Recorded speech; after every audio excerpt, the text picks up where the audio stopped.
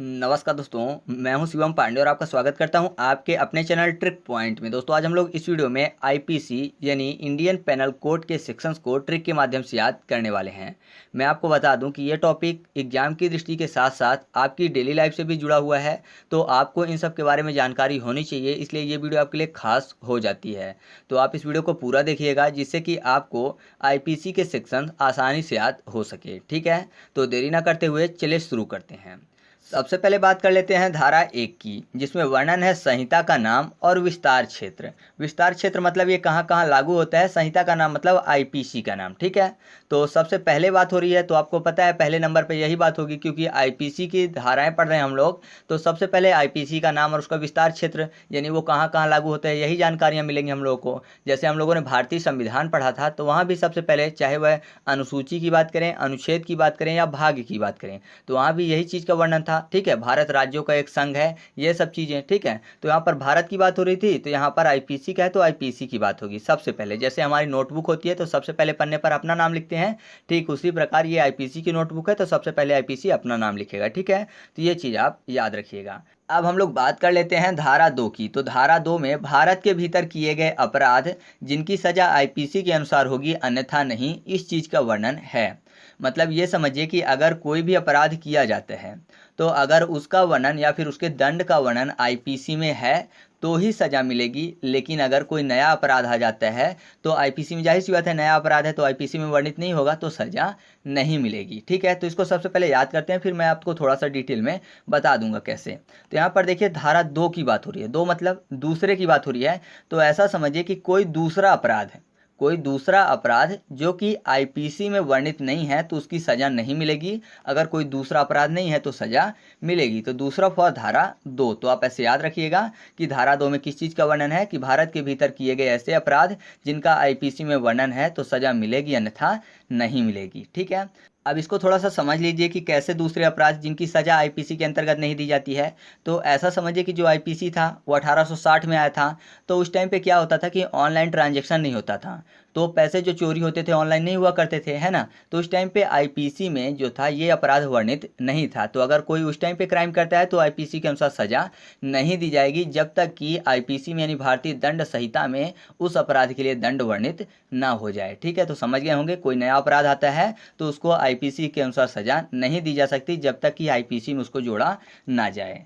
साथ ही साथ कुछ अपवाद भी हैं कि जिनके ऊपर ना तो सिविल ना ही दीवानी मामला चलता है, जैसे भारत के राष्ट्रपति हो गए। ठीक है, साथ ही साथ भारत के प्रधानमंत्री या फिर भारत के कोई भी ऐसे अधिकारी जो आईएफएस सेवा में हो, ठीक है, या फिर आईएफएस सेवा के सदस्य या दूसरे देश के राजदूत या राजनयिक या भारत के राजदूत या राजनयिक। ठीक है, साथ ही साथ विदेशी सेना, इनके ऊपर जो है ये चीज़ें लागू नहीं होती, मतलब आईपीसी के अनुसार इनको सज़ा नहीं दी जा सकती है। जैसे कि आपको पता ही होगा कि जब 1971 का भारत पाकिस्तान युद्ध हुआ था उस समय भारत ने पाकिस्तान के 93,000 सैनिकों को बंदी बनवाया था, तो उनको जो है आईपीसी के अनुसार सज़ा नहीं दी गई थी। लेकिन यहाँ पर रह रहे थे तो जाहिर सी बात है भारत सज़ा तो नहीं दे पाया था, लेकिन जो नेशनल हाईवे 24 था उसमें पत्थर जरूर रखवाए थे। ठीक है, पत्थर डलवाए थे उसमें, लेकिन सज़ा नहीं दी जाती है। तो ये चीज़ आप याद रखिएगा। अब हम लोग बात कर लेते हैं धारा 3 की। तो धारा 3 में भारत के सीमाओं के बाहर किए गए अपराध का वर्णन है। मतलब ऐसा समझिए कि कोई भी अपराध है जो भारत की सीमा के बाहर किया गया है उसे ऐसा माना जाता है कि वह अपराध कहाँ किया गया है, भारत में ही किया गया है। ठीक है, यानी भारत की सीमा के बाहर भले ही वह अपराध किया जाता है लेकिन माना यही जाता है कि वो अपराध भारत में किया गया है। और साथ ही साथ ऐसा समझिए कि अगर कोई भारत का व्यक्ति है, ठीक है, भारत का नागरिक है, किसी दूसरे देश में जाकर अपराध करता है तब भी उसको जो सज़ा है कैसे मिलेगी, आईपीसी के अनुसार मिलेगी। तो इसको याद करते हैं कि भारत की सीमाओं के बाहर किए गए अपराध को ये वर्णन है धारा 3 में। तो धारा 3 में 3 शब्द लिखा हुआ है और यहाँ पर क्या लिखा हुआ है, भारत की सीमाओं के बाहर का अपराध। सीमा की बात हो रही है, तो आपको पता है सीमा यानी बाउंड्री लाइन कितने प्रकार की होती है, 3 प्रकार की, जल, थल और वायु। ठीक है, 3 प्रकार की सीमाएं हो गई ना। तो आप ऐसे याद रखिएगा कि धारा 3 में किस चीज़ का वर्णन है, भारत की सीमाओं के बाहर किए गए अपराध का। बाकी मैंने आपको बता ही दिया कि कैसे अपराध होते हैं भारत की सीमाओं के बाहर, तो उनको दंड किसके अंतर्गत मिलती है, हमेशा आईपीसी के अंतर्गत ही मिलती है। ठीक है, अब हम लोग बात कर लेते हैं धारा 4 की। तो धारा 4 में वर्णन है भारतीय क्षेत्र, कैसे क्षेत्र, राज्यातीत क्षेत्र। ठीक है, भारतीय राज्यातीत क्षेत्र भी बोल सकते हैं आप। तो इसको राज्यातीत क्षेत्र क्या कहलाता है वो समझ लीजिए। मान लीजिए कोई भी भारत का रजिस्टर्ड वायुयान है, यानी हवाई जहाज है या फिर जलयान है, ठीक है, जो कि भारत में रजिस्टर्ड है, तो उसके अंतर्गत अगर कोई भी मान लीजिए किसी भी देश में वो जलयान चला गया है, तो अगर उसके अंदर कोई भी क्राइम होता है ना, तो ऐसा माना जाता है कि वो क्राइम कहाँ हुआ है, भारत में हुआ है। ठीक है, और यही सी बात है, अगर भारत में क्राइम माना गया है तो उसको सजा भी कैसी दी जाएगी, आईपीसी के अनुसार दी जाएगी। तो यही राज्यातीत क्षेत्र होता है, मतलब कोई भी रजिस्टर्ड जलयान या फिर वायुयान अगर कोई भी दूसरे देश में है, फिर भी उसको ऐसा माना जाता है कि वो क्षेत्र क्या है, भारत का राज्यातीत क्षेत्र है। तो ये चीज़ आप समझ लीजिएगा। ठीक है, तो इसको ट्रिक से याद करने के लिए ऐसा समझिए कि यहाँ पर देखिए वायुयान लिखा हुआ है। वायुयान मतलब हवाई जहाज। ठीक है, आपको पता है हवाई जहाज क्या करता है, उड़ता है। कैसे उड़ता है, फुर से, है ना। ऐसा बोल सकते हैं ना कि हवाई जहाज जो है वह फुर से उड़ता है। फुर फुर, क्योंकि चिड़िया भी उड़ती हैं, तो फुर फॉर फोर आपको याद आ जाएगा। तो याद रखिएगा कि धारा 4 में किस चीज़ का वर्णन है, रजिस्टर्ड जलयान या फिर वायुयान के संबंध में, यानी राज्यातीत क्षेत्र के संबंध में यहाँ पर अपराधों का वर्णन किया गया है। ठीक है, अब आगे बात करते हैं। अब हमारे सामने अगला है धारा 5, जिसमें कुछ अपवादों की बात की गई है। कुछ अपवाद कैसे, जैसे मान लीजिए सेना के अधिकारी हैं, तो उनको आईपीसी के अंतर्गत कोई भी सज़ा नहीं दी जा सकती। ठीक है, किनके अंतर्गत दी जाएगी फिर उनको सज़ा, उनको दी जाएगी सैनिक न्यायालय के अंतर्गत, या फिर सेना अधिनियम बोला जाता है। सेना अधिनियम 1950 में लागू हुआ था, तो उसी के अंतर्गत उनको सज़ा दी जाएगी। ऐसे ही जो विद्युत चोरी होती है, ठीक है, तो उनको भी आईपीसी के अनुसार सज़ा नहीं दी जाती है, वो विद्युत अधिनियम के अंतर्गत उनको सज़ा मिलती है। तो ये कुछ अपवाद हैं जिनको आईपीसी के अंतर्गत वर्णित नहीं किया गया है। तो ये याद रखने के लिए आप ऐसा समझिए कि 5 में शब्द क्या लिखा हुआ है, वाइफ। ठीक है, और आपको पता है घर में वाइफ अगर कुछ भी करें तो वो एक मतलब कि अपवाद हो जाता है। अगर पुरुष करता है कुछ, अगर कोई भी मान लीजिए तोड़फोड़ कर देता है घर में, तो जाहिर सी बात है उसके ऊपर गुस्सा होगा। लेकिन अगर घर में कोई मतलब महिलाएं करती हैं या फिर कोई वाइफ करती हैं, तो उनके ऊपर वो अपवाद होता है, मतलब उनके ऊपर अब कोई शोर नहीं कर सकता या फिर उनको कोई डांट नहीं सकता। तो एक अपवाद केस बन गया ना। तो आप ऐसे याद रखिएगा कि इसमें कुछ अपवादों का वर्णन, यानी धारा 5 में कुछ अपवादों का वर्णन किया गया है, वाइफ और 5। ठीक है, अब हम लोग आगे बात कर लेते हैं। मैं आपको बता दूं कि यहाँ से अध्याय 1 खत्म हो जाता है। आईपीसी में कुल 23 अध्याय हैं और 5 ए जो है अलग से है। जैसे कि भारतीय संविधान में 22 भाग थे, लेकिन वैसे गिनती के अनुसार कितने भाग होते हैं, 25 भाग होते हैं ना। 4 का बढ़ जाता है, 9 का बढ़ जाता है और 14 का बढ़ जाता है, तो ये 3 बढ़ के 25 हो जाते हैं। ठीक उसी प्रकार वैसे अध्याय जो है कितने हैं, 23 हैं, लेकिन 5A जो है अलग से है। तो यहाँ पर अध्याय 1 खत्म हो जाता है धारा 5 से और स्टार्ट होता है धारा 6 से अध्याय 2। मैं आपको बता दूं कि अध्याय 2 में धारा 6 से धारा 52 तक के आते हैं और इनमें केवल और केवल परिभाषाओं का वर्णन किया गया है। ठीक है, इसमें केवल परिभाषाओं की बात की जाएगी, तो उनको हम लोग देख लेते हैं, काफ़ी महत्वपूर्ण है एग्जाम की दृष्टि से। तो बात कर लेते हैं धारा 6 की। तो धारा 6 में वर्णन है कुछ उपबंधों का, जिसमें जैसे कि कब अपराध नहीं होगा इस चीज़ की बात कही गई है। जैसे मान लीजिए कोई भी व्यक्ति है किसी की नीम की दातून तोड़ लेता है, तो ठीक है, तब ये अपराध नहीं माना जाएगा, ये तुच्छ अपराध की श्रेणी में आता है। तो ऐसा समझिए कि ये अपराध नहीं होगा। अगर कोई भी मतलब रिपोर्ट लिखवाता भी है तो उसको क्या कर दिया जाएगा, छोड़ दिया जाएगा। तो छोड़ने में 6 शब्द आपको मिल जाएगा, यानी 6 शब्द। तो याद रखिएगा धारा 6 में किस चीज़ का वर्णन है, कुछ उपबंधों का। कौन से उपबंध का, यानी कब चीज़ें अपराध होंगी, कब चीज़ें अपराध नहीं होंगी, इस चीज़ की परिभाषा का। ठीक है, अब बात कर लेते हैं धारा 8 की। तो धारा 8 में लिंग की परिभाषा का वर्णन किया गया है। लिंग मतलब स्त्रीलिंग और पुल्लिंग की बात हो रही है। मतलब आईपीसी के अंतर्गत ऐसा माना जाता है कि स्त्रीलिंग और पुल्लिंग एक ही हैं। ठीक है, अलग अलग इनको नहीं माना जाता है। आईपीसी के अंतर्गत स्त्रीलिंग और पुल्लिंग को एक माना जाता है। तो इसको याद करने के लिए ऐसा समझिए कि लिंग में शब्द लिखा हुआ है लिंक। लिंक समझ रहे ना, जैसे यूट्यूब से आप लिंक जनरेट करते हो, ठीक है, शेयर करने के लिए। तो लिंक का अगर आप सिंबल देखोगे ना, तो देखने में आपको 8 जैसा दिखेगा। तो आप ऐसे याद कर सकते हैं कि धारा 8 में किस चीज़ का वर्णन है, लिंग का वर्णन किया गया है। ठीक है, अब बात कर लेते हैं धारा 9 की, जिसमें वर्णन है वचन का। वचन मतलब आईपीसी के अंतर्गत एक वचन और बहुवचन दोनों एक ही हैं। मतलब अगर ऐसा माना जाता है कि उसने अपराध किया या फिर वह अपराधी है, तो केवल एक व्यक्ति के लिए नहीं बोला गया है, बल्कि वहां पर जितने भी अपराधी हैं सबके लिए बोला गया है। मतलब एक वचन और बहुवचन दोनों में कोई भी अंतर आईपीसी के अंतर्गत नहीं रखा गया है। ठीक है, तो वचन में एक शब्द लिखा है वो वॉच। वॉच करना मतलब देखना होता है। देखते किसे हैं? आंखों से, और आंखों को नैन भी बोलते हैं। तो नैन में आपको 9 शब्द मिल जाएगा। तो याद रखिएगा, धारा 9 में यानी धारा 9 में किस चीज का वर्णन है? वचन का वर्णन किया गया है। ठीक है, अब बात करते हैं धारा 10 की। तो धारा 10 में वर्णन है स्त्री और पुरुष से संबंधित परिभाषा का। मतलब जो आईपीसी है उसके अंतर्गत स्त्री और पुरुष में कोई भी अंतर नहीं रखा गया है। साथ ही साथ स्त्री का क्या मतलब होता है? स्त्री का मतलब कानून के अंतर्गत किसी भी आयु की महिला की बात की जाएगी। ठीक है, मतलब चाहे वह 4 साल के हो, 10 साल या फिर 20 साल या 50 साल। स्त्री का मतलब किसी भी आयु की महिला, और साथ ही साथ पुरुष का मतलब भी होता है किसी भी आयु का पुरुष। वहाँ पे बच्चा बोलना जरूरी नहीं है, अगर पुरुष बोला गया है तो वह किसी भी आयु का हो सकता है। ठीक है, तो इस चीज़ का वर्णन किया गया है। तो याद करने के लिए यहाँ पर देखिए 10 को 10 बोलते हैं, 10 को कर लेते हैं ट्रेन। ठीक है, और स्त्री की बात कर लेते हैं यहाँ पे। तो ट्रेन और स्त्री से संबंधित आपने एक चुटकुला सुना होगा कि मतलब जो स्त्रियां होती हैं वो तैयार होने में ज़्यादा समय लगाती हैं। ठीक है, तो ऐसा बोला जाता है कि भारत की ट्रेन और यहाँ की महिलाएं यानी स्त्रियां जो हैं दोनों ही लेट हो जाती हैं कहीं जाती हैं तो। ठीक है, तो आप ऐसे याद रख सकते हैं कि ट्रेन और स्त्रियों की चर्चा एक ही जैसे की जाती है। तो याद रखिएगा, ट्रेन यानी 10 की बात हो रही है, तो धारा 10 में किस चीज़ का वर्णन है? स्त्री और पुरुष से संबंधित परिभाषाओं का। मैंने आपको बता ही दिया, स्त्री मतलब किसी भी आयु की महिला और पुरुष मतलब किसी भी आयु का पुरुष। ठीक है, अब बात कर लेते हैं धारा 11 की, जिसमें वर्णन है व्यक्ति की परिभाषा। व्यक्ति मतलब कोई भी आदमी भी हो सकता है, कोई औरत भी हो सकती है, कोई निकाय भी हो सकता है, या फिर कोई कंपनी या कारखाना भी हो सकता है। सब के सब व्यक्ति के अंतर्गत आ जाते हैं, यानी व्यक्ति की परिभाषा के अंतर्गत सम्मिलित कर लिए जाते हैं। तो व्यक्ति को याद करना है तो ऐसा याद रखिए कि व्यक्ति की बात हो रही मतलब इंसान। तो ठीक है, व्यक्ति को इंसान कर लेते हैं यहाँ पर, और 11 को कर लेते हैं यारा। ठीक है, यारा मतलब दोस्त।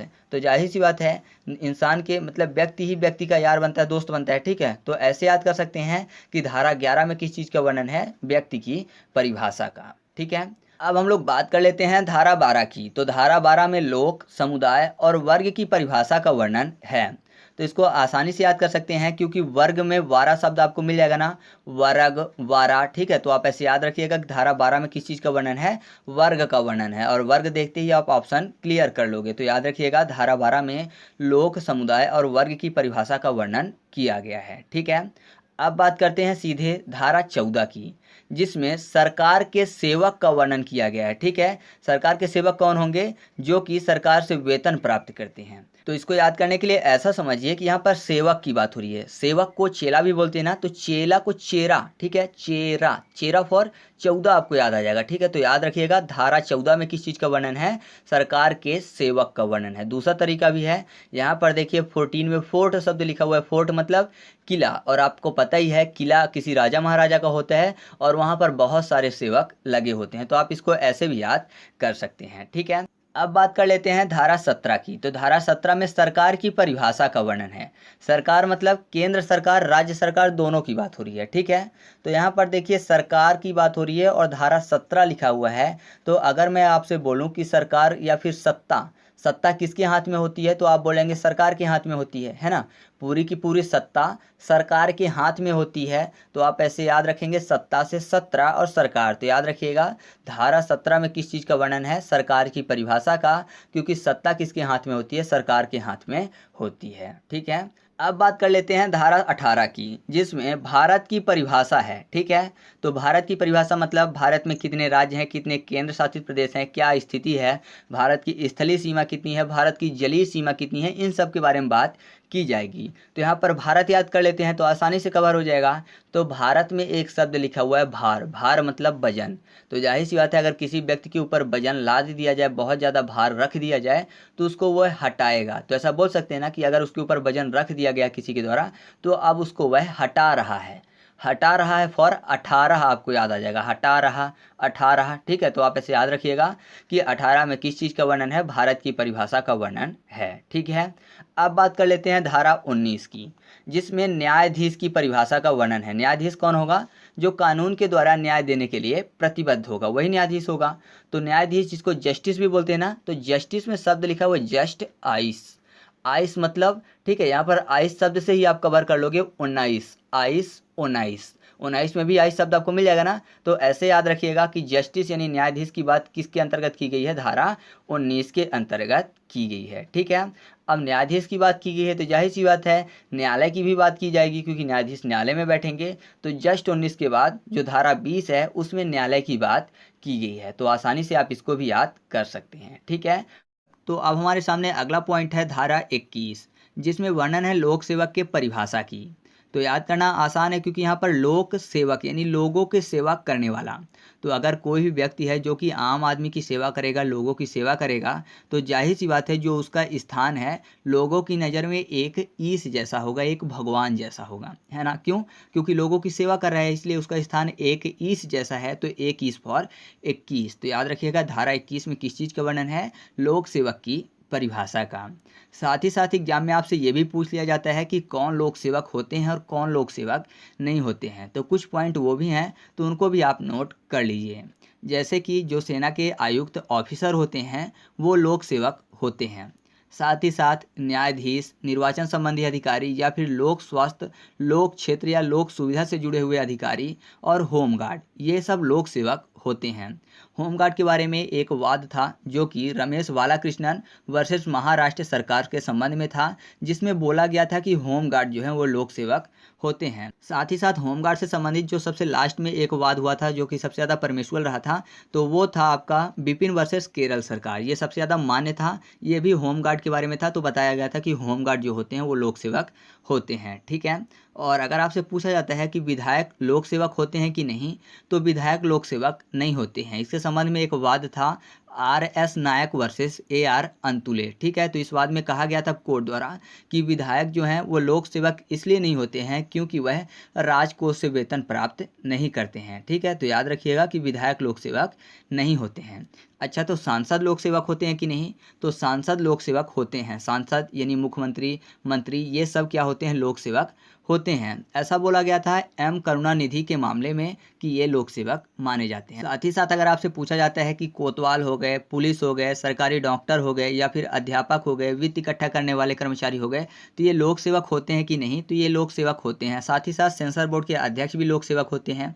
और एक चीज़ और याद रखिएगा कि नगर पालिका पार्षद, ग्राम प्रधान यानी सरपंच की बात होती है, या फिर जिला पंचायत सदस्य जो होते हैं ये लोक सेवक नहीं होते हैं। ये बोला गया था रमेश बालाकृष्णन वर्सेस महाराष्ट्र सरकार के वाद में। ठीक है, तो ये चीज़ आप याद रखिएगा। साथ ही साथ एक पॉइंट और याद रखिएगा कि अगर कोई भी व्यक्ति किसी केस में न्यायालय की मदद करता है ना, तो फिर वह लोक सेवक माना जाएगा। ठीक है, तो ये चीज़ें आपको याद होनी चाहिए। आपके सामने ऑप्शन दे दिया जाएगा कि निम्न में से कौन लोक सेवक नहीं है। तो ऑप्शन में आपके सामने पुलिस होगा, सरकारी डॉक्टर होगा, अध्यापक होगा, और फिर दे दिया जाएगा कि जिला पंचायत का सदस्य। तो सही जवाब क्या होगा कि जिला पंचायत का जो सदस्य वो लोक सेवक नहीं होता है। ठीक है, तो इस चीज़ को आप ध्यान में रखिएगा। अब हम लोग बात कर लेते हैं धारा 22 की। तो धारा 22 में वर्णन है जंगम संपत्ति की परिभाषा की। जंगम संपत्ति मतलब मूवेबल प्रॉपर्टी, चल संपत्ति। चल मतलब जिसको एक स्थान से दूसरे स्थान तक ले जाया जा सके, ऐसी संपत्ति के बारे में परिभाषित किया गया है। तो यहाँ पर देखिए धारा 22 में शब्द आपको मिल जाएगा भैंस। 22 भैंस, आपको पता है जो भैंस होती हैं वो भी एक संपत्ति की तरह ही होती हैं, है ना। लेकिन भैंस जो होती है वो एक प्रकार की जंगम संपत्ति भी है। क्यों? क्योंकि उसको एक स्थान से दूसरे स्थान तक ले जाया जा सकता है। तो भैंस से आप याद कर सकते हैं कि भैंस एक प्रकार की मूवेबल प्रॉपर्टी है। तो याद रखिएगा धारा 22 में किस चीज़ का वर्णन है, जंगम संपत्ति का, यानी मूवेबल प्रॉपर्टी का। याद रहेगा ना, बहुत ही फनी है इसलिए आपको ये नहीं भूलेगा। अब हम लोग बात कर लेते हैं धारा 24 की, जिसमें वर्णन है बेईमानी का। ठीक है, बेईमानी कैसी, जो कि दोषपूर्ण लाभ के लिए की गई हो। ये मैं आपको बता दूं यूपीएसआई 2017 में पूछा गया क्वेश्चन है कि जो धारा 24 है उसके अंतर्गत किस चीज़ का वर्णन है। तो सही जवाब होगा बेईमानी की परिभाषा का। ठीक है, तो याद करना आसान है क्योंकि बेईमानी में शब्द लिखा हुआ है बाई और मानी। तो कर लेते हैं बाई माइनस। ठीक है, बेईमानी बाई माइनस। तो बाई में माइनस करना है। बाई जो है आपको पता है कि अगर अल्फ़ाबेट में स्थान देखें तो किस नंबर पे आता है, तो आप बोलेंगे 25 नंबर पे आता है। ठीक है, 26 में जेड आता है। अब माइनस की बात हो रही है कि बाई में माइनस करेंगे, यानी 25 में माइनस करेंगे। तो माइनस करने के लिए कोई अंक भी तो चाहिए, जीरो तो माइनस कर नहीं सकते। तो पहला अंक आएगा 1, तो बाई में 1 को माइनस करेंगे तो कितना बचेगा 24, यानी 25 माइनस 1 24। तो आपको याद आ जाएगा कि धारा 24 में किस चीज़ का वर्णन है, बाई माइनस का, यानी बेईमानी का। याद रहेगा ना। आगे बढ़ते हैं। अब हम लोग बात करते हैं धारा 25 की। तो धारा 25 में वर्णन है कपट का। कपट मतलब धोखे के साथ जिसमें क्षति हुई हो, ठीक है। तो याद करना आसान है, क्योंकि जो कपट करता है उसको क्या बोलते हैं, कपटी बोलते हैं ना। कपट करने वाला कपटी। तो कपटी में शब्द लिखा हो लास्ट में पट्टी, पट्टी को कर लेते हैं पत्ती। पत्ती से आपको याद आ जाएगा 25, 25, 25। तो याद रखिएगा धारा 25 में किस चीज़ का वर्णन है, कपटी का, कपटी फॉर कपट का, ठीक है। याद रहेगा ना। तो चलिए आगे बढ़ते हैं। अब हम लोग बात कर लेते हैं सीधे धारा 29 की, जो कि महत्वपूर्ण है, और इसमें वर्णन है दस्तावेज की परिभाषा की। अच्छा, दस्तावेज क्या होता है, तो आप ऐसा कह सकते हैं कि बैंक चेक या फिर पावर ऑफ अटॉर्नी या फिर सभी सरकारी कागज जो कि किसी भी कार्य से संबंधित हो या फिर किसी भी कार्य में संलग्न किए जा सकें, वो सब क्या बोले जाते हैं, दस्तावेज बोले जाते हैं, ठीक है। तो याद करना आसान है, क्योंकि दस्तावेज में शब्द लिखा हुआ है डस्टा, डस्ट की बात। डस्ट मतलब क्या होता है, धूल, है ना। डस्ट होता है धूल, और धूल क्या होती है, उड़ती है। तो उड़ती फॉर 29, उड़ती 29। तो याद रखिएगा धारा 29 में किस चीज़ का वर्णन है, दस्तावेज का वर्णन है, ठीक है। आगे बात करते हैं। अब हमारे सामने अगला पॉइंट है धारा 33, जिसमें वर्णन है कार्यलोप का। कार्यलोप का मतलब क्या है कि अगर कोई भी कार्य मान लीजिए किसी की जिम्मेदारी में दे दिया गया, अब वो उस कार्य को वैसा ना करे बल्कि उल्टे तरीके से करे। मतलब ऐसा समझिए कि अगर कोई भी पुलिस है, किसी भी मुजरिम को उसने पकड़ा और अब क्या कर रहा है, मुजरिम के साथ गलत व्यवहार कर रहा है, ठीक है। मान लीजिए हो सकता है वो मुजरिम ना हो, लेकिन उसने अपने शक के हिसाब से पकड़ा, अब उसको लगा पीटने, तो ये गलत है, ये कार्य का लोप माना जाएगा। ऐसा नहीं करना चाहिए। केवल पकड़ सकता है, पूछताछ कर सकता है, मारपीट नहीं कर सकता कोई भी व्यक्ति या फिर कोई भी पुलिस अधिकारी, ठीक है। तो ये कार्य का लोप होगा। तो अगर कोई भी व्यक्ति कार्य का लोप करता है तो जाहिर सी बात है उसको डरने की जरूरत है। डरेगा मतलब थर थर कांपेगा अगर उसने कार्यलोप किया है। तो थर थर फॉर 33। तो याद रखिएगा धारा 33 यानी 33 में किस चीज़ का वर्णन है, कार्यलोप का वर्णन है। कार्यलोप मतलब जिस तरीके से कार्य करना चाहिए था उसने नहीं किया बल्कि उल्टा काम किया, ठीक है। अब बात करते हैं धारा 34 की। तो धारा 34 में वर्णन है सामान्य आशय का। सामान्य आशय मतलब कॉमन इंटेंशन। जैसे मान लीजिए कोई भी एक दोस्त है, वो अपराध करने जा रहा है, उसी के साथ दूसरा दोस्त भी साथ उसके हो लिया, तो दोनों के कॉमन इंटेंशन हो गए, ठीक है। एक जैसे आशय हो गए, सामान्य आशय हो गए। तो सामान्य आशय से जुड़ा हुआ नॉर्मल जिंदगी में एक परिभाषा मैं आपको देता हूँ, वो है चींटियाँ। आपने देखा होगा जो चींटियाँ होती हैं उनके कॉमन इंटेंशन होते हैं, सामान्य आशय होते हैं। वो एक ही काम करती हैं। जैसे मान लीजिए कहीं भी मतलब कि बिल बनाना है तो वो क्या करती हैं, साथ ही साथ इकट्ठा मिलके वो काम को करती हैं। कहीं भी मान लीजिए शक्कर रखा हुआ है तो सभी एक एक शक्कर ले जाएंगी, एक लाइन से जाएंगी, कॉमन इंटेंशन होता है उनका।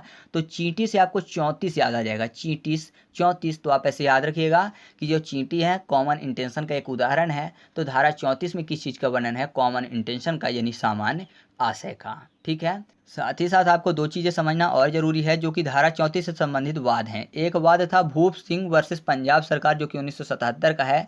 इसमें बोला गया था कि योजना घटना के दौरान भी बन सकती है। मतलब जरूरी नहीं कि पहले से प्रिपेयर होके आए हो दोनों लोग, ठीक है। मतलब जो दोस्त साथ में है वो पहले से प्रिपेयर हो, घटना के दौरान भी योजना अगर बनती है तब भी सामान्य आशय माना जाएगा। एक केस था वारिंद्र कुमार घोष वर्सेस एम्परर 1924। इसमें बोला गया था कि आश्रय की पूर्ति के लिए खड़े रहना भी अपराध होता है या फिर कॉमन इंटेंशन होता है। जैसे मान लीजिए कि अगर कोई भी दोस्त किसी को पीट रहा है, ठीक है, अंदर, और कोई दूसरा दोस्त जो है वो गेट पे खड़ा हुआ है, क्या कर रहा है कि देख रहा है, और सामने जो है मतलब अंदर आश्रय जो है वो पूरा हो रहा है, मतलब पिटाई तो हो रही है, वो सामने देख रहा है कि कोई भी व्यक्ति आ तो नहीं रहा है, तो उसका भी कॉमन इंटेंशन माना जाएगा, ठीक है। तो ये चीज़ें आप याद रखिएगा। अब हम लोग बात करते हैं धारा 40 की, जिसमें वर्णन है अपराध के परिभाषा की। अपराध क्या होता है, तो आप बोलेंगे जो कानून या फिर विधि के संगत ना हो, ठीक है, जो कानून और विधि द्वारा मान्य ना हो वो सब अपराध हैं। तो अपराध से संबंधित 40 याद करना है। तो 40 में एक शब्द लिखा हुआ है फोड़ती। ऐसा समझिए कि किसी का कोई सर फोड़ रहा है या फिर कार का शीशा फोड़ रहा है, कुछ भी फोड़ रहा है, तो एक अपराध ही है। तो अपराध की परिभाषा में क्या आएगा, अगर किसी को तोड़ना फोड़ना है तब भी। तो ऐसे याद रखिएगा कि 40 में किस चीज़ का वर्णन है, अपराध की परिभाषा का वर्णन है, ठीक है। अब बात करते हैं धारा 41 की, जिसमें वर्णन है विशेष विधि का। विशेष विधि मतलब स्पेशल लॉ। जैसे कि आपको पता है बिजली चोरी से संबंधित बिजली अधिनियम एक अलग लॉ है, ठीक है। ऐसे ही रेलवे अधिनियम भी है, अगर रेलवे में बिना टिकट के आप चढ़ते हो तो उसके लिए भी एक अलग लॉ है। तो ये अलग है, आईपीसी के अनुसार इनको सज़ा नहीं मिलती है। तो इसको याद करने के लिए ऐसा समझिए कि 41 में शब्द लिखा हुआ है एक ताली, एक ताली बजाना। और एक ताली किसके लिए बजती है, कोई अगर विशेष व्यक्ति आए तब। तो विशेष से आपको याद आ जाएगा विशेष विधि। तो याद रखिएगा धारा 41 में किस चीज़ का वर्णन है, विशेष विधि का, यानी विशेष अर्थात स्पेशल लॉ के बारे में, ठीक है। अब बात करते हैं धारा 45 की, जिसमें वर्णन है लाइफ का, यानी जीवन का, जिंदगी का। बहुत ही आसान है याद करना, क्योंकि 45 में 45 शब्द लिखा हुआ है। पिता, पिता और माता ही हमको ज़िंदगी देते हैं, हमको जीवन देते हैं, आपको ये चीज़ पता है। तो पिता फॉर 45, तो याद रखिएगा धारा 45 में किस चीज़ का वर्णन है, जिंदगी के यानी जीवन का। इसके संबंध में एक बात भी कही गई थी, एक वाद में जो था श्रीमती ज्ञान कौर वर्सेस पंजाब सरकार के बीच में, उसमें बोला गया था कि जीने के अधिकार में मरने का अधिकार शामिल नहीं है। मतलब क्या है कि अगर कोई भी व्यक्ति जी रहा है तो जीने का अधिकार तो है, लेकिन मरने का अधिकार उसको नहीं है, क्योंकि उसके साथ और लोगों की ज़िंदगी भी जुड़ी हुई होती है, ठीक है। तो इस चीज़ को भी आप याद रखिएगा। अब हम लोग बात कर लेते हैं धारा 46 की, जिसमें वर्णन है मृत्यु का, ठीक है। मृत्यु की बात की गई है, मृत्यु की परिभाषा की बात की गई है।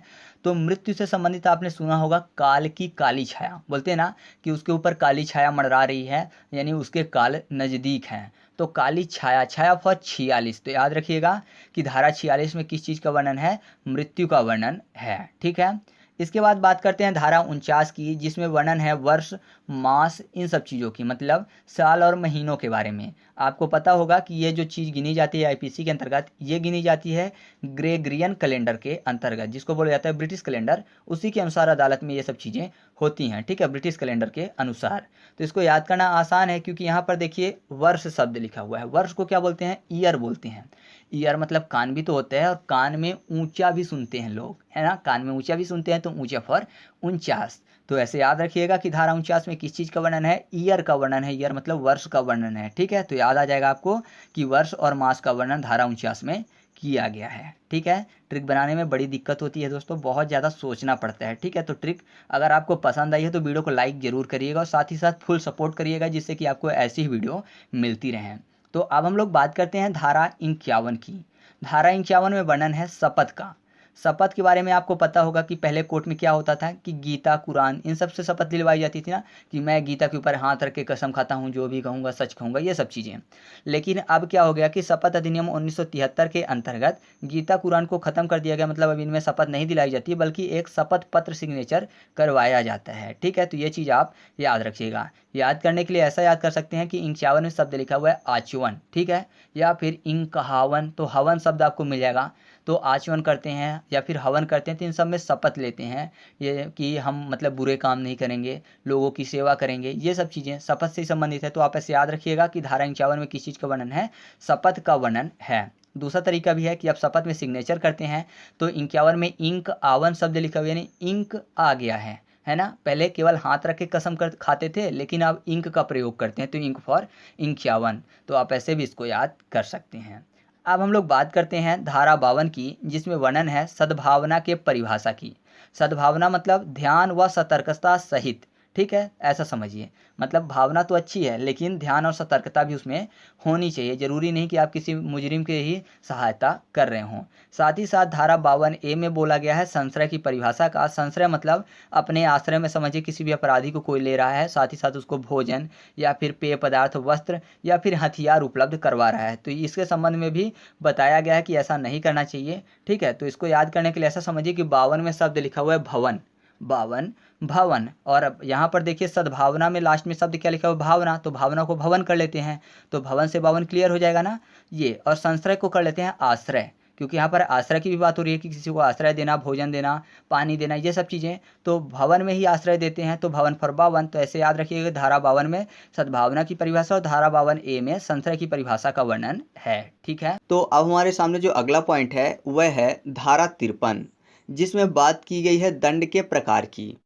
तो इसको याद करना आसान है, क्योंकि यहाँ पर देखिए 53 में शब्द लिखा हुआ है तड़पन। और आपको पता है अगर किसी को दंड दिया जाएगा तो जाहिर सी बात है कि वो तड़पेगा। तो आप ऐसे याद कर सकते हैं कि धारा 53 में किस चीज़ का वर्णन है, दंड के प्रकार का वर्णन है। ठीक है, अगर बात करें दंड की कितने प्रकार के होते हैं तो मैं आपको बता दूं 5 प्रकार के होते हैं। पहला होता है मृत्युदंड, जिसके संबंध में बच्चन सिंह वर्सेस पंजाब सरकार द्वारा एक मामला हुआ था, जिसमें बोला गया था कि गंभीर से गंभीर आरोप पर ही या फिर गंभीर से गंभीर मामले पर ही मृत्युदंड की सजा दी जाएगी। ठीक है, दूसरा होता है आजीवन कारावास, मतलब पूरी उम्र कारावास। तीसरा होता है कारावास, जिसमें 2 प्रकार होते हैं, एक तो साधारण कारावास होता है और दूसरा होता है साश्रम, यानी मेहनत के साथ कारावास। अगर कारावास में है तो वहाँ पर उसको मेहनत भी करनी पड़ेगी और साधारण वाले में मेहनत नहीं करनी पड़ती। चौथा जो होता है दंड का प्रकार वो होता है संपत्ति का समापहरण, मतलब संपत्ति का जब्तीकरण। ठीक है, फिर पांचवा जो होता है वो होता है जुर्माना या फिर अर्थदंड। तो ये 5 प्रकार होते हैं दंड के। अब हमारे सामने जो अगला पॉइंट है वह है धारा 54, जिसमें वर्णन है मृत्युदंड का लघुकरण। मृत्युदंड का लघुकरण मतलब क्या है, जैसे राष्ट्रपति को क्षमादान की शक्ति मिली हुई है ना, तो उसके अंतर्गत वो चाहे तो किसी की फांसी की सज़ा को कम कर सकते हैं। तो अच्छा, आप कमेंट करके बताइएगा कि भारतीय संविधान के किस अनुच्छेद के अंतर्गत राष्ट्रपति को क्षमादान की शक्ति का वर्णन है। ठीक है, मैंने आपको सभी अनुच्छेद ट्रिक के माध्यम से अच्छे से याद करवा दिए हैं, तो उम्मीद है आप कमेंट करके जरूर बताओगे। तो यहाँ पर देखिए क्या लिखा हुआ है, मृत्युदंड का लघुकरण, मतलब मृत्युदंड को कम कर दिया जाए, अर्थात किसी को फांसी की सजा दी गई है तो उसको कम कर दिया जाए। इससे पहले मैंने आपको बताया कि दंड 5 प्रकार के होते हैं। सबसे पहला मृत्युदंड, उसके बाद आजीवन कारावास, फिर कारावास जो कि साश्रम और साधारण था, उसके बाद संपत्ति का समापहरण और जुर्माना अर्थदंड, ये 5वां था।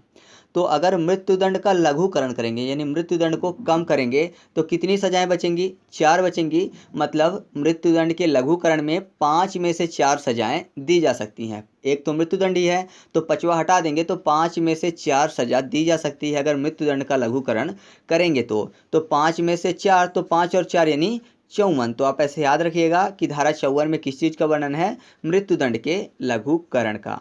वैसे मैं आपको बता दूं कि आज तक इसका कभी भी प्रयोग नहीं किया गया है। ठीक है, वही हाल है कि हाथी के खाने के दांत अलग होते हैं और दिखाने के दांत अलग होते हैं, तो कभी भी इसका प्रयोग नहीं किया गया। आप इस चीज़ को भी याद रखिएगा। अब हम लोग बात कर लेते हैं धारा 63 की। तो धारा 63 में वर्णन है जुर्माने के रकम की।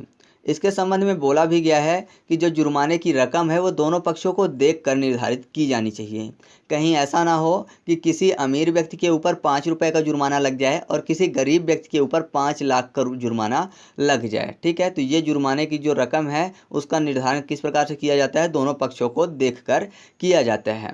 तो मैंने आपको बताया कि कभी ऐसा ना हो कि गरीब के ऊपर 5 लाख का जुर्माना लग जाए और अमीर के ऊपर 5 रुपए का जुर्माना। तो यहाँ पर देखिए 63 में शब्द लिखा हुआ है तरसत, यानी क्या होता है, गरीब लोग वैसे भी तरसते हैं और उनके ऊपर अगर ज़्यादा जुर्माना लग गया तो गड़बड़ हो जाएगी। इस कारण से देख कर जुर्माना लगाया जाता है, यानी जुर्माने की रकम निर्धारित की जाती है दोनों पक्षों को देखकर। तो 63 फॉर 63। तो आप ऐसे याद रखिएगा धारा 63 में किस चीज़ का वर्णन है, जो कि तरस रहे हैं पैसों के लिए, पैसा यानी जुर्माने की रकम। तो आप ऐसे याद रखिएगा कि जुर्माने की रकम का वर्णन किस में है, धारा 63 में। दूसरा तरीका भी है, 63 में शब्द लिखा हुआ टी शर्ट, यानी टी शर्ट पहनने के लिए पैसे नहीं है और जुर्माने की रकम ज़्यादा लग जाए किसी के ऊपर तो ये सही नहीं है। तो आप ऐसे भी इसको याद रख सकते हैं। फिर इसके बाद धारा 64 में वर्णन है जुर्माना ना देने पर कारावास। तो इसको याद करवाने की ज़रूरत नहीं है क्योंकि पहले मैंने आपको याद करवा दिया जुर्माने की रकम, और आपको पता ही है कि अगर जुर्माने की रकम नहीं दी जाएगी तो जाहिर सी बात है कारावास होगा ही, यानी सज़ा होगी ही। तो जस्ट 63 के बाद 64 में इस चीज़ का वर्णन किया गया है। याद रहेगा ना, कोई दिक्कत नहीं होगी। तो आगे बात कर लेते हैं। अब हम लोग बात कर लेते हैं धारा 71 की। इसमें वर्णन है कई अपराधों से मिलकर बने एक अपराध की। तो इसको याद करना बहुत ही आसान है क्योंकि यहाँ पर देखिए एक शब्द लिखा हुआ है कई अपराधों से मिलकर बना एक अपराध। कई अपराधों से मिलकर मतलब सभी अपराध साथ में हो गए, उनमें से मिलकर एक अपराध बना हुआ है। तो साथ में है जिससे एक अपराध बना हुआ है, तो 7 और 1 यानी 7 और 1। तो याद रखिएगा धारा 71 में किस चीज़ का वर्णन है, कई अपराधों से मिलकर बने एक अपराध की। ठीक है, इसके बाद है धारा 72। जो धारा 72 है वो 71 की व्याख्या करता है। तो बहुत ही आसान है याद करना क्योंकि 72 में शब्द लिखा हुआ है बेहतर, अर्थात ये बेहतर बनाता है। किसको बनाता है, अपने ऊपर वाले को यानी धारा 71 को। तो याद रखिएगा जो धारा 72 है उसमें 71 की व्याख्या की गई है। ठीक है, यानी ऐसा समझिए कि मान लीजिए किसी व्यक्ति ने 50 लाठी मारी हुई है किसी व्यक्ति को, तो उस 50 लाठी में से एक ही लाठी का अपराध माना जाएगा। ठीक है, यानी न्यूनतम कम से कम वाले को सजा दी जाएगी। जो कम से कम वाला जुर्म है। जब एक प्रकार के हों, अलग अलग प्रकार में नहीं कि ऐसा समझिए किसी ने किसी व्यक्ति को मार दिया, ठीक है, डायरेक्ट जान से मार दिया और फिर क्या किया कि बाद में एक लाठी भी मार दिया, तो ऐसा नहीं कि एक लाठी वाली सज़ा मिलेगी, जान से मारने वाली नहीं मिलेगी। जब एक जैसे काम होंगे, एक जैसे जुर्म होंगे, तब एक की सज़ा मिलेगी, सबकी नहीं मिलेगी, ठीक है। अब बात कर लेते हैं धारा 73 की, जिसमें वर्णन है एकांत परिरोध की। एकांत परिरोध जो होता है यह सबसे कठोर कारावास माना जाता है। एकांत परिरोध समझ रहे हैं ना, मतलब किसी व्यक्ति को एकांत कर दिया जाता है, सबसे अलग काल कोठरी में डाल दिया जाते हैं। तो याद करना बहुत ही आसान है, क्योंकि यहाँ पर देखिए 73 में शब्द लिखा हुआ है 7 और 3, दोनों को साथ में पढ़ेंगे तो हो जाएगा शांति, 7 3 शांति। और एकांत, तो जाहिर सी बात है एकांत में शांति ही होती है, तो ऐसे याद रखिएगा कि धारा 73 में किस चीज़ का वर्णन है, एकांत परिरोध का। इसके बारे में कुछ चीज़ें और जान लीजिए कि अगर जो एकांत परिरोध है वो कैसे दिया जाता है। तो मान लीजिए किसी व्यक्ति को 6 महीने की सज़ा दी गई है ना, तो उसको कम ज़्यादा से ज़्यादा 1 माह का एकांत परिरोध दिया जा सकता है। 6 महीने में 1 माह का ज़्यादा से ज़्यादा, और अगर 6 महीने से 1 साल की सज़ा है तो ज़्यादा से ज़्यादा 2 माह का एकांत परिरोध दिया जा सकता है, और 1 साल से ज़्यादा की अगर सज़ा है तो उसको 3 माह का अधिकतम एकांत परिरोध दिया जा सकता है। और कुछ चीज़ें और हैं इसके संबंध में कि एक बार में जो एकांत परिरोध है वो 14 दिन के लिए ही दिया जा सकता है, उससे अधिक के लिए नहीं दिया जा सकता, और किसी भी 1 माह में ज़्यादा से ज़्यादा 7 दिन एकांत परिरोध दिया जा सकते हैं। तो अब कन्फ्यूज हो गए होंगे कि एक बार में एकांत परिरोध 14 दिन के लिए दिया जाता है, जबकि माह में 7 दिन के लिए। तो ऐसा समझिए कि किसी व्यक्ति को माह के 25 तारीख को एकांत परिरोध दिया गया, ठीक है, तो 25, 26, 27, 28, 29, 30 और 31 7 दिन हो गए, और दूसरा महीना भी स्टार्ट हो गया, तो दूसरे महीने में फिर 1 से 7 तारीख तक, ठीक है, एकांत परिरोध, तो ये 14 दिन हो जाएंगे, इससे अधिक एकांत परिरोध नहीं दिया जा सकता है। तो इस चीज़ को आप साथ में याद रखिएगा, ठीक है। अब हम लोग बात कर लेते हैं धारा 76 की, जिसमें वर्णन है तथ्यों की भूल का। ये जो तथ्यों की भूल है ये विधि द्वारा आबाद व्यक्तियों के लिए है, ठीक है। और एक है धारा 79, इसमें भी तथ्यों की भूल का वर्णन है, लेकिन आम नागरिकों द्वारा तथ्यों की भूल का वर्णन इसमें है। पहला वाला जो है धारा 76, उसमें ऐसा समझिए कि कोई भी अगर सैनिक है, ठीक है, तो उसने अपने सीनियर के कहने पर भीड़ में गोलियां चला दी, तो विधि द्वारा बंधा हुआ है, उसको अपने सीनियर का कहना मानना ही है, इस कारण से उसने अपने तथ्यों की भूल की हुई है, ठीक है। उसने अपने सीनियर के कहने पर यह काम किया। या फिर कोई पुलिसकर्मी है, उसको ऐसा लगा कि सामने वाला जो है वो किसी गुनाह से जुड़ा हुआ है, तो उसने जेल में रखा, बाद में पता चला कि वो मतलब कि गुनाह से संबंधित नहीं था, तो उसने उसको छोड़ दिया, तो एक तथ्यों की भूल है, इसके लिए उसको कोई भी सज़ा नहीं मिलेगी। और आम नागरिक वाला ऐसा समझिए कि कोई मान लीजिए सामने घर के भूत बन के घूम रहा था डराने के लिए, ठीक है, तो एक व्यक्ति था जिसने एक डंडा उठाया और उसको पीट दिया, तो सामने वाला जो भूत बन के घूम रहा था वो वहीं पे ढेर हो गया, तो इसके लिए भी उसको कोई सज़ा नहीं मिलेगी। तो ये आम नागरिकों द्वारा तथ्यों की भूल है। दोनों को साथ में याद रखेंगे, तो यहाँ पर देखिए 76 में शब्द लिखा हुआ है साथ छोड़ना, ठीक है, साथ छोड़ना, और तथ्यों की भूल में भूल शब्द।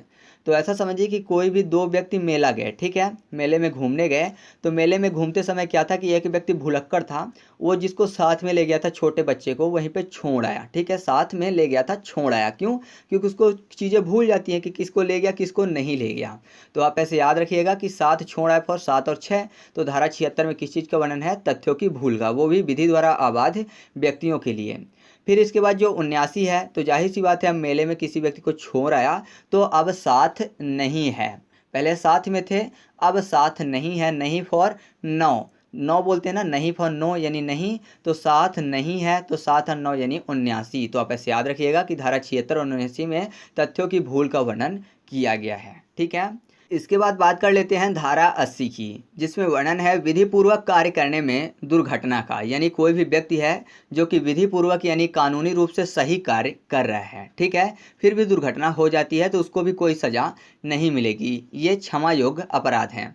तो यहाँ पर देखिए, अगर कोई कानूनी रूप से सही कार्य कर रहा है, मतलब अच्छा कार्य कर रहा है, अच्छा को अच्छी भी बोलते हैं, मतलब समझिए कि वो व्यक्ति जो है अच्छी काम कर रहा है, तो अच्छी फॉर 80। तो आप ऐसे याद कर सकते हैं कि धारा 80 में किस चीज़ का वर्णन है, विधि पूर्वक कार्य करने में दुर्घटना का, ठीक है, यानी विधि पूर्वक कार्य कर रहा था, अब दुर्घटना हो गई तो उसको कोई भी सज़ा नहीं मिलेगी, ये क्षमा योग्य अपराध है, ठीक है। इसके बाद है धारा 82, जिसमें वर्णन है 7 वर्ष से कम के शिशु का अपराध जो कि क्षमा योग्य होते हैं। तो यहाँ पर देखिए जो 7 वर्ष से कम का शिशु होता है उसका कोई भी आशय नहीं होता है अपराध करने का, ठीक है। किसी व्यक्ति को अगर उसने मार दिया, मान लीजिए उसके हाथ में चाकू था और गलती से उसने मार दिया, तो उसका कोई आशय नहीं था मारने का, गलती से हो गया, ठीक है।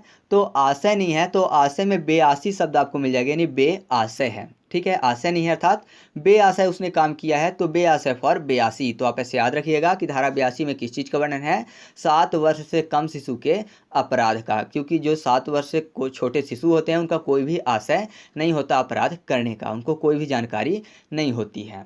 इसके बाद है धारा 83 जिसमें वर्णन है 7 से 12 वर्ष के जो शिशु हैं उनके द्वारा किया गया अपराध, ये भी क्षमा योग्य होता है, लेकिन एक स्थिति होती है कि आपको ये साबित करना पड़ेगा कि जो अपराध 7 से 12 वर्ष के शिशु ने किया है उस संबंध में उसको कोई भी जानकारी नहीं है, उसको पता नहीं है कि वो अपराध है। मतलब मान लीजिए कोई भी चोरी करता है 7 से 12 वर्ष के बीच का शिशु, और चोरी करने के बाद उसको बाजार में जाके बेचता है तो उसको पूरी जानकारी है, ठीक है। तो आपको ये साबित करना पड़ेगा कि उसको कुछ भी जानकारी नहीं है, तब ये क्षमा योग्य अपराध होगा। और अगर वो ऐसा करता है तो जाहिर सी बात है उसको किसी ने सिखाया होगा, छोटे बच्चे तो वैसे जानेंगे नहीं, तो किसी ने उसको सिखाया होगा। तो ऐसा कह सकते हैं कि तेरा उसने सीख किया, क्या बोल सकते हैं कि तेरा सी किया तभी उसको ये चीज़ आने लगा। बोलते हैं ना कि तुम्हारा उसने देखा होगा तभी वो अब ये काम कर रहा है। तो मैंने बोला कि 83 किया, तो 83 फॉर 83। तो आप ऐसे याद रखिएगा कि धारा 83 में किस चीज़ का वर्णन है, 7 से 12 वर्ष से कम शिशु के अपराध का, ठीक है। तो 7 से अगर 12 वर्ष से कम का शिशु है तो उसके द्वारा किया गया अपराध क्षमा योग्य होगा, लेकिन साबित करना पड़ेगा कि जो उसने किया है उसके बारे में उसको कोई भी जानकारी नहीं है, ठीक है। इसके बाद बात कर लेते हैं धारा 84 की, जिसमें वर्णन है विकृत चित्त का। विकृत चित्त मतलब वह अपने सही मानसिक स्थिति में नहीं है, मतलब या तो पागल है या तो मदोन्मत्त है। मदोन्मत्त मतलब नशे में है या फिर उन्मत्ता है, ठीक है। उन्मत्ता मतलब भी एक तरीके का पागलपन ही होता है। तो यहाँ पर देखिए 84 में शब्द लिखा हुआ है चर्सी। चर्सी आपने सुना होगा, चरस से संबंधित, जो चरस लेते हैं उनको बोलते हैं चर्सी है ये, ठीक है। तो अगर कोई व्यक्ति चरस लेता है जाहिर सी बात है एक तरीके से मदोन्मत्त है ना, मद है यानी नशे से भरा हुआ है, तो एक तरीके से पागल ही हो जाते हैं। तो चर्सी फॉर 84 आपको याद आ जाएगा। तो याद रखिएगा धारा 84 में किस चीज़ का वर्णन है, विकृत चित्त व्यक्तियों का, यानी पागल, मदोन्मत्त और उन्मुक्ता वाले व्यक्तियों का। और इसी को मैं आपको बता दूं कि ये जो है इसको बोला जाता है आपका मैकनॉटन लॉ। मैकनॉटन लॉ के नाम से भी इसको जाना जाता है, क्योंकि ब्रिटेन के एक प्रधानमंत्री थे जिनका नाम मैकनॉटन था, उनको मारने वाला एक व्यक्ति था जो कि पागल था। हालांकि उसने, जो ब्रिटेन के प्रधानमंत्री थे, उनको मारने की कोशिश की थी, लेकिन उनको ना लग के दूसरे व्यक्ति को लग गई थी गोली, ठीक है। तो ये जो है ये एक प्रकार का क्षमा योग्य अपराध होता है, ठीक है। तो चलिए आगे बढ़ते हैं। अब हम लोग बात कर लेते हैं धारा 96 की। इसमें वर्णन है प्राइवेट प्रतिरक्षा की, यानी सेल्फ डिफेंस की। तो बहुत ही आसान है याद करना, क्योंकि यहाँ पर देखिए प्राइवेट प्रतिरक्षा और 96 में शब्द लिखा हुआ है ना छू, नाउच है ना छू, यानी सेल्फ डिफेंस में कोई भी व्यक्ति बोल रहा है कि मुझे मत छूना, ठीक है। कोई भी व्यक्ति अगर उसको छूने की कोशिश कर रहा है, मारने की कोशिश कर रहा है, ठीक है, गलत निगाहों से, तो आप ऐसे याद कर सकते हैं कि बोल रहा है सामने वाला व्यक्ति कि मुझे ना छू, ना छू फॉर 96। तो आप ऐसे याद रखिएगा कि धारा 96 में किस चीज़ का वर्णन है, प्राइवेट प्रतिरक्षा का, यानी सेल्फ डिफेंस का, ठीक है। इसके बाद बात कर लेते हैं धारा 100 की। इसमें वर्णन है निजी प्रतिरक्षा के संबंध में कब मृत्यु कारित की जा सकती है। मृत्यु कारित की जा सकती है मतलब क्या है कि निजी प्रतिरक्षा के लिए, सेल्फ डिफेंस के लिए कब सामने वाले व्यक्ति को मारा जा सकता है। तो उसके लिए 5 तरीके हैं, या तो मृत्यु होने की आशंका हो तब मारा जा सकता है, या बलात्संग मतलब बलात्कार की स्थिति में अगर ऐसी कोई स्थिति बनती है तब मारा जा सकता है, एसिड अटैक की स्थिति में मारा जा सकता है, या फिर अप्राकृतिक अपराध के संदर्भ में भी मारा जा सकता है, और एक होता है अपहरण या फिर व्यापहरण, तो इसके संबंध में भी मारा जा सकता है। तो ये 5 होते हैं। निजी प्रतिरक्षा के संबंध में अगर कोई व्यक्ति मृत्यु कारित करता है तो उसको सजा मिलने के चांस नहीं होते हैं, ठीक है। तो इसके याद करना आसान है, क्योंकि यहाँ पर देखिए 100 में शब्द लिखा हुआ है सेव। सेव मतलब सुरक्षित रखना खुद को, सेफ रखना खुद को। तो सेफ रखने के लिए अगर किसी को मार भी दिया गया तो गलत नहीं है। तो आप ऐसे याद रखिएगा कि धारा 100 में किस चीज़ का वर्णन है, खुद को सेफ रखने का, खुद को सेफ यानी सुरक्षित रखने का, यानी निजी प्रतिरक्षा के संबंध में सामने वाले की मृत्यु भी कारित की जा सकती है। और कैसी स्थिति में, तो मैंने आपको बता दिया कि ये 5 स्थितियाँ होने पर, ठीक है। धारा 121 जिसमें वर्णन है भारत सरकार के विरुद्ध युद्ध का। तो इसको याद करना बहुत ही आसान है, क्योंकि यहाँ पर युद्ध की बात हो रही है। ठीक है, किसके विरुद्ध बात हो रही है वो बात अलग है, लेकिन युद्ध की बात हो रही है। तो युद्ध ऐसा समझिए कि एक पक्ष से एक आदमी आया, दूसरे पक्ष से एक आदमी आया। ठीक है, मतलब क्या होता है कि दो पक्ष के सिपाही हैं, तो समझिए कि एक सिपाही से एक सिपाही लड़ेगा।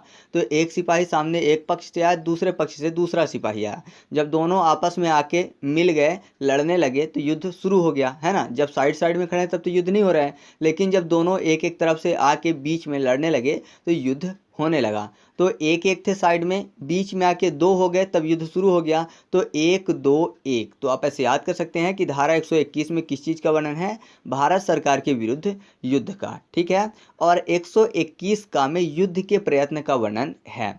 तो 121 आपको याद हो गया, तो 121 का आप खुद से भी याद रख सकते हैं। अब हम लोग बात कर लेते हैं धारा 122 की, जिसमें वर्णन है भारत सरकार के विरुद्ध आयुध का। आयुध मतलब होता है हथियार। ठीक है, तो एक प्रकार का हथियार बंदूक भी होता है। तो बंदूक में आपको दो शब्द मिल जाएंगे, 12 और दू, बरदूक। ठीक है, बंदूक 12 और दू, बंदूक 12 दू। आप एक से दो बार बोलेंगे तो आपको आसानी से याद हो जाएगा। तो बंदूक एक प्रकार का हथियार है, बंदूक में शब्द लिखा हुआ है 12 और दू, बंदूक। ठीक है, तो 12 और 2 यानी 122। तो आप ऐसे याद कर सकते हैं कि धारा 122 में किस चीज़ का वर्णन है? भारत सरकार के विरुद्ध आयुध का। ठीक है, अब है धारा 124 का, जिसमें वर्णन है राजद्रोह की परिभाषा का।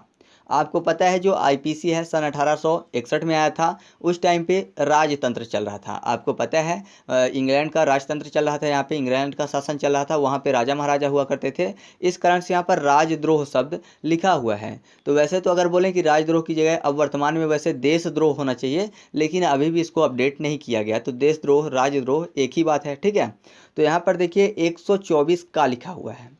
आपको पता है कि अगर कोई राजा के खिलाफ द्रोह करेगा या फिर देश के खिलाफ द्रोह करेगा, तो उसको राजा क्या करेगा? बंदी बना लेगा, यानी चारों तरफ से उसको पैक कर देगा। यही बात है ना। अगर कोई राजा के खिलाफ द्रोह करता है, राजद्रोह करता है, तो बंदी बना लिया जाएगा चार दीवारी के बीच में। तो बंदी फॉर 12 दी। ठीक है, बंदी 12 दी। ठीक है, 12 हो जाएगा, और चार दीवारी के अंदर बंदी बना लिया जाएगा, तो 4, 12 और 4 124। तो आप ऐसे याद रखिएगा कि धारा 124 का में किस चीज़ का वर्णन है? राजद्रोह की परिभाषा का। ठीक है, तो आगे बढ़ते हैं। अब हम लोग बात कर लेते हैं धारा 130 की, जिसमें वर्णन है युद्धबंदी या फिर राजबंदी को भगाने में सहायता करना एक आपराधिक कार्य है। ठीक है, तो इसको याद करना बहुत ही आसान है, क्योंकि 130 में एक लिखा हुआ है शब्द और फिर 30 लिखा हुआ है। 30 जिसको बोलते हैं 30, और 30 में शब्द मिल जाएगा धरती। ठीक है, तो यहाँ पर देखिए क्या शब्द लिखा हुआ है? युद्धबंदी या फिर राजबंदी को भगाने में सहायता करना। यानी कोई भी युद्ध चल रहा था दो देशों के बीच या फिर दो राजाओं के बीच पहले चलता था। ठीक है, तो अगर कोई भी युद्ध चल रहा है तो क्या है कि उसको बंदी बना लिया गया दूसरे पक्ष वाले सैनिक को, यानी अपनी धरती में रखा जाएगा। जिसको बंदी बना लिया जाएगा तो बंदी बनाने वाला राजा क्या करेगा? अपनी धरती में रखेगा। तो एक धरती से भगाने की बात हो रही है, मतलब अपने जितना राज्य क्षेत्र है उस वाली धरती से बाहर भगाने की बात हो रही है। ठीक है, किसको? युद्धबंदी या फिर राजबंदी को। तो एक धरती से बाहर भगाने की बात, तो एक धरती फॉर 130। तो याद रखिएगा धारा 130 यानी 130 में किस चीज़ का वर्णन है?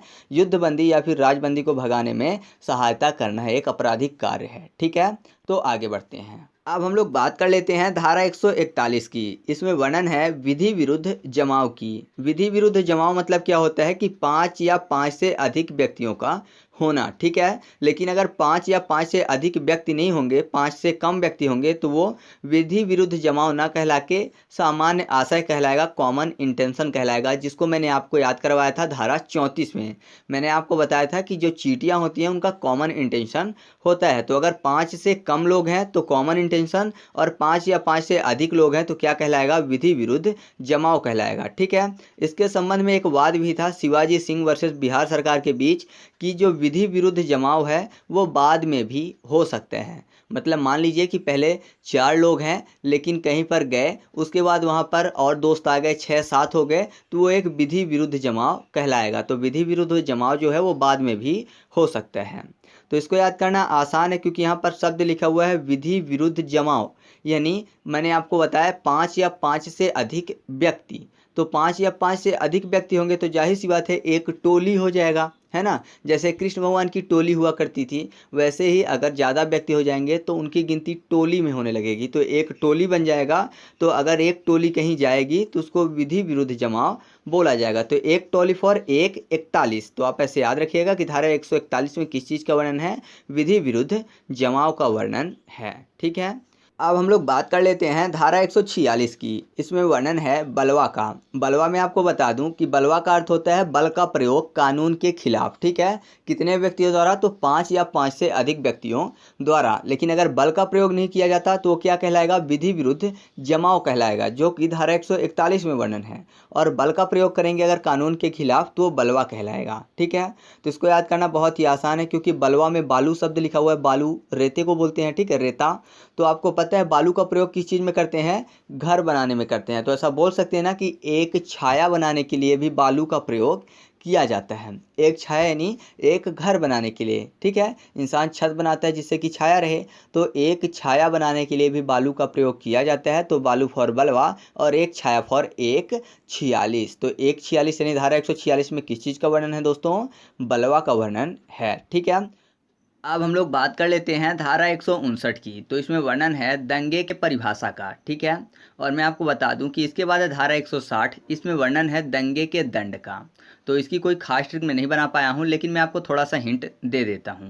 यहाँ पर दंगे की बात हो रही है और आपको पता है दंगे में काफ़ी ज़्यादा मार काट होती है। ठीक है, तो 159 में शब्द लिखा हुआ है एक पाँव नहीं, यानी एक पाँव अब नहीं है, एक पैर अब नहीं है, क्योंकि दंगा होता है तो दंगे में लड़ाई झगड़ा होता है, तो अब एक पाँव नहीं है। तो आप ऐसे याद रखिएगा कि 159 में दंगे का वर्णन है और उसके बाद 160 में दंगे के दंड का वर्णन है।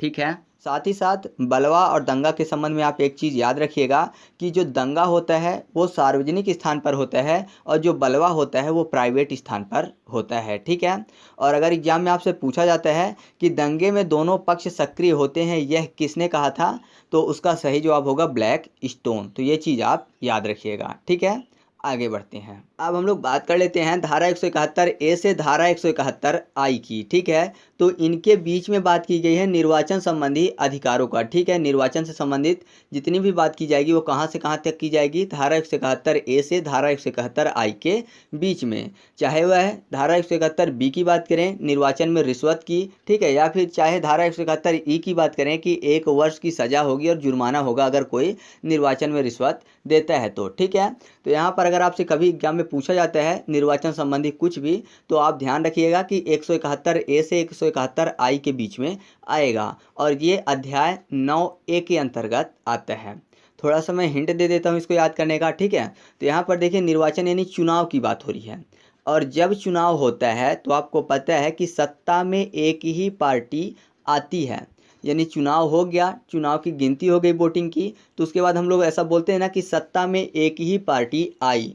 चाहे कोई भी पार्टी आए लेकिन आएगी एक ही पार्टी। ठीक है, तो सत्ता में एक ही पार्टी आई जो कि आपको प्रदर्शित करेगा धारा 171 आई को। ठीक है, और सत्ता में एक ही पार्टी आई तो सत्ता फॉर 17 और एक ही पार्टी तो 17 और 1। तो आप ऐसे याद रखिएगा कि धारा 171 जिसमें वर्णन है किसका, निर्वाचन संबंधी अधिकार का, कहाँ तक, धारा 171 ए से लेकर मैंने बोला सत्ता में एक ही पार्टी आई यानी धारा 171 आई तक। ठीक है, तो इस चीज़ को आप याद रखिएगा। जब भी निर्वाचन संबंधी कुछ भी पूछा जाए आईपीसी धारा से तो ध्यान रखिएगा कि 171 ए से 171 आई के बीच में आएगा। ठीक है, अब हम लोग बात कर लेते हैं धारा 191 की। इसमें वर्णन है मिथ्या साक्ष्य देना। मिथ्या साक्ष्य देना मतलब झूठे साक्ष्य, झूठे सबूत देना। तो मान लीजिए कोई भी व्यक्ति है जो कि झूठे सबूत अदालत के सामने पेश कर रहा है, तो जाहिर सी बात है झूठ बहुत दिन तो चलता नहीं है, एक ना एक दिन पकड़ा जाएगा। तो ऐसा समझिए कि कोई भी झूठा सबूत पेश कर रहा है तो वो पकड़ा गया। अब पकड़ा गया तो जाहिर सी बात है झूठ बोलेगा तो उसको भी अब कानून सजा देगा। तो अब क्या कर रहा है, एक कान पकड़ के माफ़ी मांग रहा है, सॉरी बोल रहा है, जैसा आपके की गलती हो गई तो एक कान पकड़ के झूठ बोलने के लिए माफ़ी मांग रहा है। तो एक कान फॉर 1 और 91। ठीक है, 1 91 1 91। तो आप ऐसे याद रखिएगा कि धारा 191 में किस चीज़ का वर्णन है, मिथ्या साक्ष्य देने का, क्योंकि किसी ने मिथ्या साक्ष्य यानी झूठे साक्ष्य दिए, जब पकड़ा गया तो एक कान पकड़ के माफ़ी मांग रहा है। ठीक है, अब हम लोग बात कर लेते हैं धारा 211 की। इसमें वर्णन है मिथ्या आरोप की। मिथ्या आरोप मतलब होता है झूठा आरोप लगाना।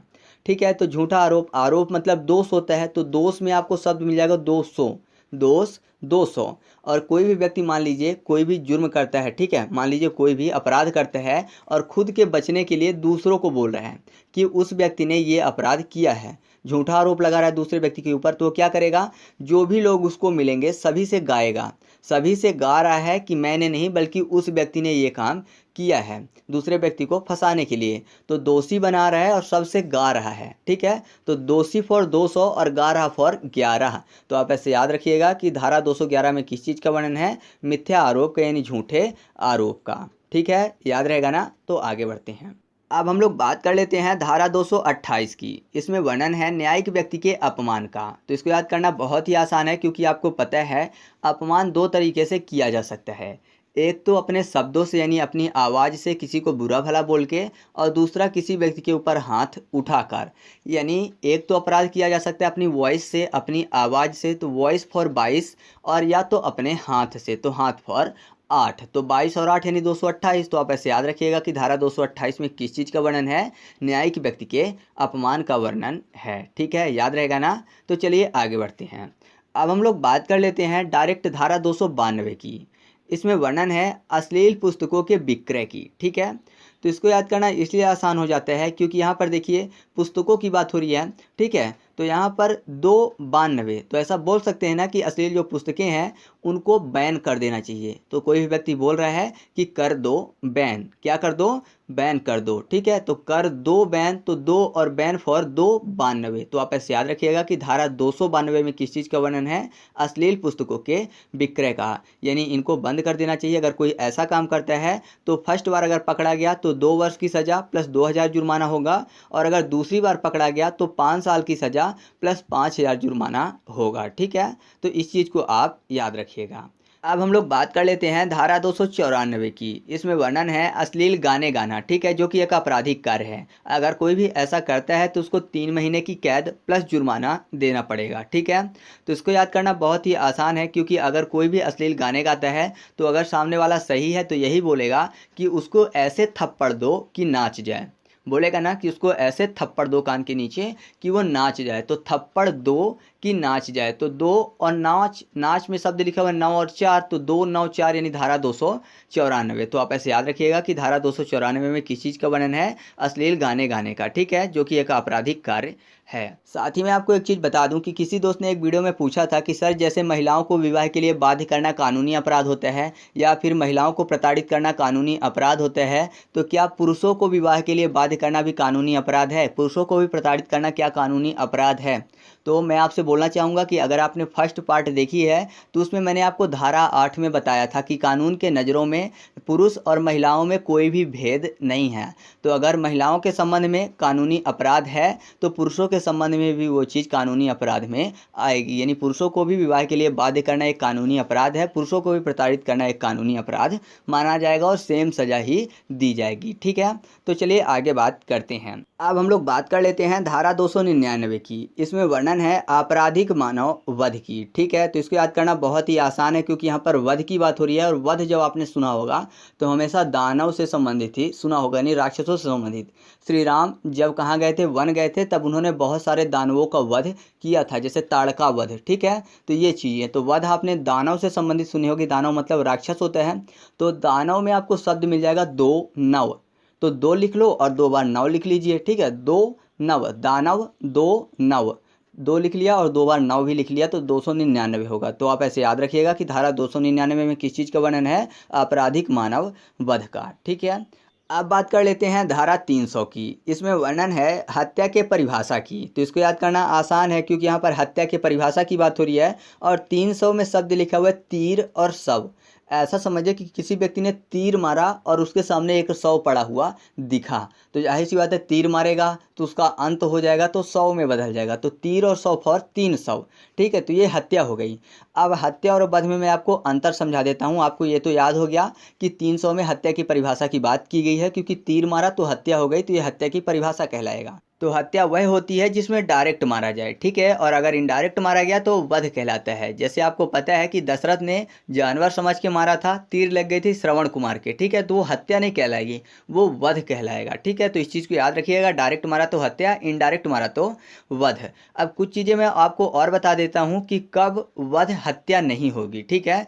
तो अचानक लड़ाई अगर होती है तब मृत्यु हो जाती है तो वध कहलाएगा, हत्या नहीं, ठीक है। सहमति द्वारा अगर मृत्यु होती है तब भी वो वध कहलाएगा, हत्या नहीं। जैसे मान लीजिए दो बॉक्सर थे, दोनों आपस में लड़ रहे थे, अब उनका काम ही है लड़ना, गलती से किसी ने एक हुस्सा जम के मार दिया तो सामने वाला लुढ़क गया, ठीक है, तो वो वध कहलाएगा, हत्या नहीं कहलाएगी। जैसे मान लीजिए शिशु द्वारा या फिर मदोन्नत मतलब नशे में किसी व्यक्ति ने मार दिया तो वो भी वध कहलाएगा, हत्या नहीं कहलाएगी। अचानक प्रकोपन या फिर निजी प्रतिरक्षा में किसी व्यक्ति ने मार दिया तो ये भी वध कहलाएगा, हत्या नहीं कहलाएगी। तो आप इन सब चीज़ों को याद रखिएगा कि कब वध कहलाता है और कब हत्या कहलाती है, ठीक है। तो अब हम लोग बात कर लेते हैं धारा 302 की, जिसमें वर्णन है हत्या के दंड की। हत्या की जो परिभाषा का वर्णन था वो धारा 300 में था और हत्या के दंड का जो वर्णन है वो 302 में है। तो 302 को ट्रिक से बताने की बिल्कुल भी ज़रूरत नहीं है, क्योंकि अगर आपने कोई भी फिल्म देखी है तो आपने सुना ही होगा कि दफ़ा 302 के तहत सजाए मौत दी जाती है, ये सब चीज़ें, ठीक है। तो इसको ट्रिक से बताने की ज़रूरत नहीं है, क्योंकि अक्सर आप ये चीज़ें सुनते रहते हो, ठीक है। तो चलिए अब हम लोग आगे बात करते हैं। अब हमारे सामने जो अगला है वो है धारा 304 खा, जिसमें वर्णन है दहेज मृत्यु का, ठीक है। तो इसको याद करना बहुत ही आसान है, क्योंकि दहेज में शब्द लिखा हुआ है दही। दही समझते हैं ना, मट्ठे वाली दही की बात हो रही है। तो जो दही है वो किसको बहुत ज़्यादा पसंद था, तो आप बोलेंगे कृष्ण भगवान को। तो कृष्ण भगवान क्या करते थे, जब दही गोकुल से मथुरा जाता था कंस के यहाँ, क्योंकि राजा था तो उसके यहाँ पूरी चीज़ें जाती थी, सभी लेके जाती थी वहाँ से महिलाएं। तो क्या करते थे कृष्ण भगवान की ट्री के ऊपर चढ़े रहते थे अपने पूरे के पूरे गैंग के साथ, और ट्री के ऊपर चढ़े चढ़े ही मटके के ऊपर मटके रखे रहते थे दही के, ठीक है। तो ऊपर वाले मटके जितने भी होते थे वो निकाल लिया करते थे ट्री के ऊपर से ही, ठीक है। तो ट्री के ऊपर से मटके चोरी कर लेते थे। मटके का आकार 0 की तरह दिखेगा, ट्री फॉर 3 और चोरी फॉर 4, ठीक है। तो आप ऐसे याद कर सकते हैं कि 304 में किस चीज़ का वर्णन है, दही फॉर दहेज मृत्यु का। और खा याद करना है तो आपको पता है दही, कृष्ण भगवान दही की मटकी ले लेते थे तो उसको क्या करते थे, खा लेते थे। तो खा लेने से खा आपको याद आ जाएगा, ठीक है। तो आप ऐसे याद रखिएगा कि धारा 304 खा में किस चीज़ का वर्णन है, दहेज मृत्यु का वर्णन है।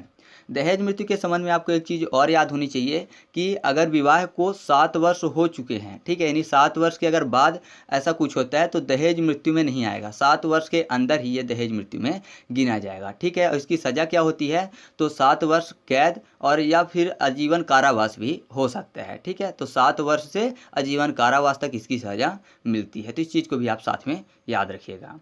अब हम लोग बात कर लेते हैं धारा 309 की। इसमें वर्णन है आत्महत्या के प्रयत्न का, ठीक है। आत्महत्या की अगर कोई भी कोशिश करता है, प्रयत्न करता है तो उसको भी सज़ा मिलती है। तो इसको याद करना है, तो इसको ऐसे समझिए कि अगर कोई भी व्यक्ति जो है वो आत्महत्या करता है तो जाहिर सी बात है उसकी इच्छा धरती पर रहने की नहीं है ना, धरती पर वो नहीं रहना चाहता, तभी तो आत्महत्या कर रहा है। तो धरती फॉर 30 और नहीं फॉर 9। तो आप ऐसे याद रखिएगा कि 30 यानी 9, 309 अर्थात धारा 309 में किस चीज़ का वर्णन है, आत्महत्या के प्रयत्न का वर्णन है, ठीक है, याद रहेगा ना। और मैं आपको बता दूं कि अगर कोई भी आत्महत्या का प्रयत्न करता है तो उसको 1 साल तक की सज़ा हो सकती है, मतलब 1 साल तक का कारावास और जुर्माना हो सकता है, या फिर दोनों हो सकते हैं। इसके संबंध में एक वाद हुआ था श्रीमती ज्ञान कौर वर्सेस पंजाब सरकार के बीच में। उसमें बोला गया था कि जीने के अधिकार में मरने का अधिकार शामिल नहीं है। तो इस चीज़ को भी आप चाहें तो याद रख सकते हैं, ठीक है। तो चलिए आगे बात कर लेते हैं। अब हम लोग बात कर लेते हैं धारा 312 की। तो इसमें वर्णन है गर्भपात करने की, ठीक है। तो इसको याद करना बहुत ही आसान है, क्योंकि गर्भपात की स्थिति कब बनती है, जब गर्भ में बच्ची होती हैं, ठीक है, यानी लड़कियां जब होती हैं तब। तो ऐसा कह सकते हैं ना कि बच्चियां देवी का अवतार होती हैं। तो अगर कोई ऐसा करने की कोशिश करता है तो जाहिर सी बात है कि तीनों लोकों में इससे बड़ा कोई भी अपराध नहीं होगा, है ना। तीनों लोकों में इससे बड़ा कोई भी अपराध नहीं होगा। तो तीनों लोकों में 3 शब्द आ जाएगा और 12 फॉर 12 यानी 312।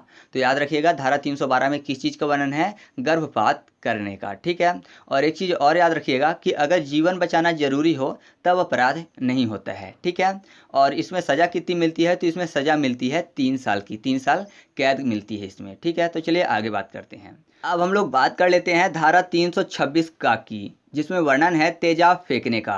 तो इसको याद करना आसान है, क्योंकि यहाँ पर देखिए तेजाब फेंकने की बात हो रही है, तो अगर किसी के ऊपर तेजाब फेंका जाए तो जाहिर सी बात है वो जल जाएगा। और यहाँ पर देखिए 326 में 32 और 6 लिखा हुआ है, तो ऐसा कह सकते हैं ना कि अगर कोई भी बत्ती है उसको अगर छू दिया जाए, बत्ती को छू दिया जाए तो जाहिर सी बात है जल जाएंगे। कैसे? जैसे तेजाब में जलते हैं। तो आप ऐसे याद रखिएगा कि धारा 326 में किस चीज़ का वर्णन है? तेजाब फेंकने का।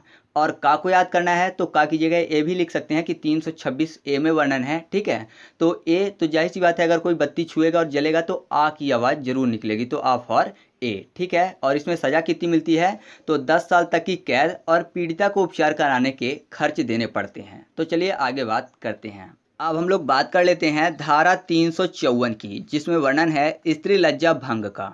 ठीक है, तो इसको याद करना आसान है, क्योंकि आपको पता है कि जब स्त्रियों का विवाह होता है, जैसे ही वो पति के घर जाती हैं तो क्या करती हैं? अपने चेहरे को ढक कर रखती हैं, है ना, मतलब घूंघट डाल कर रखती हैं कि लज्जा के कारण। तो आप ऐसे याद रख सकते हैं कि जब पति के घर जाती हैं तो लज्जा के कारण अपने चेहरे को ढक कर रखती हैं घूंघट में, तो पति फॉर 35 और चेहरा फॉर 4। ठीक है, तो आप ऐसे याद रखिएगा कि 354 में किस चीज़ का वर्णन है? लज्जा फॉर स्त्री लज्जा भंग का। ठीक है, अगर ऐसा होता है तो 1 से 5 साल तक की सज़ा मिलती है इसमें। अब बात कर लेते हैं धारा 354 ए की, इसमें वर्णन है यौन उत्पीड़न की। तो यौन उत्पीड़न को याद करने के लिए कर लेते हैं यान। यान मतलब क्या होता है? एरोप्लेन यानी विमान, और उत्पीड़न में पीड़न शब्द लिखा, मतलब पीड़ा पहुंचाना। ठीक है, तो ऐसा समझिए कि कोई भी व्यक्ति जो है वो यान को पीड़ा पहुंचाना चाहते हैं। तो आपको पता है कि अगर यान को पीड़ा पहुंचाना पड़ेगा तो बाकी तो लोहे लगे होते हैं, तो वैसे तो पीड़ा पहुंच नहीं सकती, लेकिन नीचे टायर होता है। अगर टायर कोई पंचर कर दे तो जाहिर सी बात है कि वो पीड़ित हो जाएगा, एक तरीके से वो चल नहीं पाएगा। तो ऐसा कह सकते हैं ना कि यान में जो तीनों टायर होते हैं, तीनों टायर उनको पंचर कर दे अगर कोई व्यक्ति, तो कह सकते हैं कि उसने यान को पीड़ा पहुंचाई है। तो तीनों फॉर 3 और पंचर फॉर 5 4। ठीक है, तो आप ऐसे याद रखिएगा कि धारा 354 में किस चीज़ का वर्णन है? यौन उत्पीड़न का।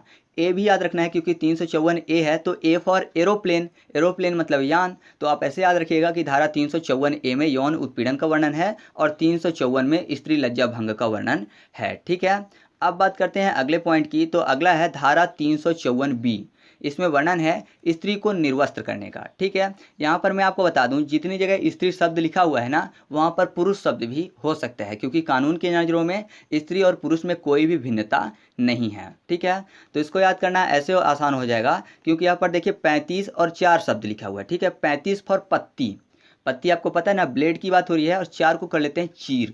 तो अगर मान लीजिए कोई भी व्यक्ति ने कपड़ा पहन रखा है तो पत्ती से अगर उसको चीर दें तो जाहिर सी बात है वो निर्वस्त्र हो जाएगा, है ना, उसकी बॉडी दिखने लगेगी। और बॉडी जो है बी से स्टार्ट होता है, तो पत्ती से चीरना, पत्ती फॉर 35, चीरना फॉर 4, और बॉडी दिखने लगेगी, बॉडी का बी, तो 354 बी। इसमें किस चीज़ का वर्णन है? स्त्री को निर्वस्त्र करने का। ठीक है, और इसमें सजा कितनी मिलती है? तो मिलती है 3 से 7 साल तक की कैद, अगर कोई भी ऐसा करने का काम करता है तो। अब हम लोग बात कर लेते हैं धारा 354 सी की, इसमें वर्णन है छिपकर देखने की। ठीक है, रति क्रिया से संबंधित अगर कोई भी छिपकर देखता है तो एक जुर्म है, इसमें 1 से 3 साल तक की सजा मिल सकती है।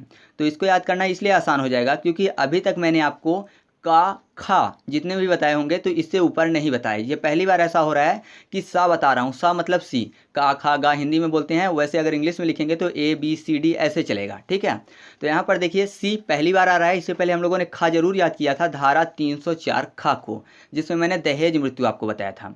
तो सी पहली बार आ रहा है, तो अगर आप सी से संबंधित कोई भी ऑप्शन देखें ना तो क्लियर कर लीजिएगा, सी मतलब देखना होता है, तो देखने से संबंधित छिपकर देखने का वर्णन किस में है? सी वाले में, अर्थात 354 सी में। ठीक है, तो आप इसको ऐसे याद रख सकते हैं, और इसमें सजा मिलती है 1 से 3 साल तक की कैद का। फिर इसके बाद बात करते हैं धारा 354 डी की, इसमें वर्णन है स्त्री के पीछा करने का। ठीक है, तो डी भी पहली बार आ रहा है जैसे सी पहली बार आया, बाकी आपको पूरी वीडियो में नहीं मिलेगा देखने को। तो यहाँ पर देखिए 354 डी, डी फॉर होता है डॉग, और आपको पता है डॉग किसी का पालतू हो तो ज़्यादातर पीछा करके उसके साथ जाता है। ठीक है, तो आप चाहें तो ऐसे याद कर सकते हैं कि धारा 354 डी में किस चीज़ का वर्णन है? स्त्री के पीछा करने का। और अगर आपको ऐसे याद नहीं करना है तो मैं थोड़ा सा हिंट दे देता हूँ कि यहाँ पर देखिए 354 की बात हो रही है, सी मतलब देखना, और यहाँ पर 35 को कर लेते हैं पति और 4 को चोर। ठीक है, तो पति घर में नहीं है तो चोर घुस आया घर में, तो जाहिर सी बात है अब वो देख रहा है कि सामने वाला सो जाए, जो भी महिला है, उसके बाद वो अपना हाथ साफ करके निकल ले। तो पति घर में नहीं है तो चोर अंदर आ गया और देख रहा है, यानी सी कर रहा है कि सामने वाला सो जाए तब हो जाए। तो पति और चोर 35 और 4 यानी 354 और सी फॉर देखना। ठीक है, तो आप ऐसे याद रखिएगा कि 354 सी में छिपकर देखने का वर्णन है। ठीक है, इसके बाद है 354 डी, मैंने बताया तो 354 डी में वर्णन है स्त्री का पीछा करना। तो अगर पीछा करने की बात हो, नॉर्मली लोग पीछा किससे करना पसंद करेंगे? वाहन से। ठीक है, यानी अपने व्हीकल से पसंद करेंगे पीछा करना। कोई दौड़ के तो पीछा करेगा नहीं धूप में या फिर किसी भी स्थिति में। तो अगर कोई भी पीछा कर रहा है तो जाहिर सी बात है अगर उसका ट्यूब पंचर कर दिया जाए तो वो पीछा नहीं कर पाएगा, क्योंकि पीछा करना गलत बात है। ठीक है, तो अगर उसका ट्यूब पंचर कर दें तो पीछा नहीं कर पाएगा। किसकी तरह? डॉग की तरह, क्योंकि डॉग पीछा करते हैं। तो tube puncture for, tube for 3, ठीक है, और पंचर फॉर 5 4। तो ऐसे याद रखिएगा कि धारा 354 डी में स्त्री के पीछा करने का वर्णन है, और इसमें सजा कितनी है? तो 3 वर्ष की कैद का वर्णन है। ठीक है, अब बात करते हैं धारा 359 की। इसमें वर्णन है व्यापहरण की। व्यापहरण मतलब होता है किडनैपिंग। किडनैपिंग का अर्थ समझिए कि अगर किसी को बहला फुसला कर ले जाएं, चाहे वह विकृत चित्त व्यक्ति हो, मतलब जिसकी मानसिक स्थिति सही ना हो, और लड़के की उम्र अगर 16 है, ठीक है, और लड़की की उम्र अगर 18 है, अगर इससे कम है तो ही माना जाएगा कि किडनैपिंग हुई है। वो भी कैसे? बहला फुसला कर अगर ले जाया जाए, बलपूर्वक ले जाएगा तब वो किडनैपिंग नहीं कहलाएगी, यानी व्यापहरण नहीं कहलाएगा, तब वो अपहरण कहलाएगा। ठीक है, तो इस चीज़ को याद रखिएगा। तो इसको याद करना इस तरह से आसान हो जाएगा कि यहाँ पर देखिए व्यापहरण में शब्द लिखा हुआ है व्यापार और हरण, यानी व्यापार के लिए हरण।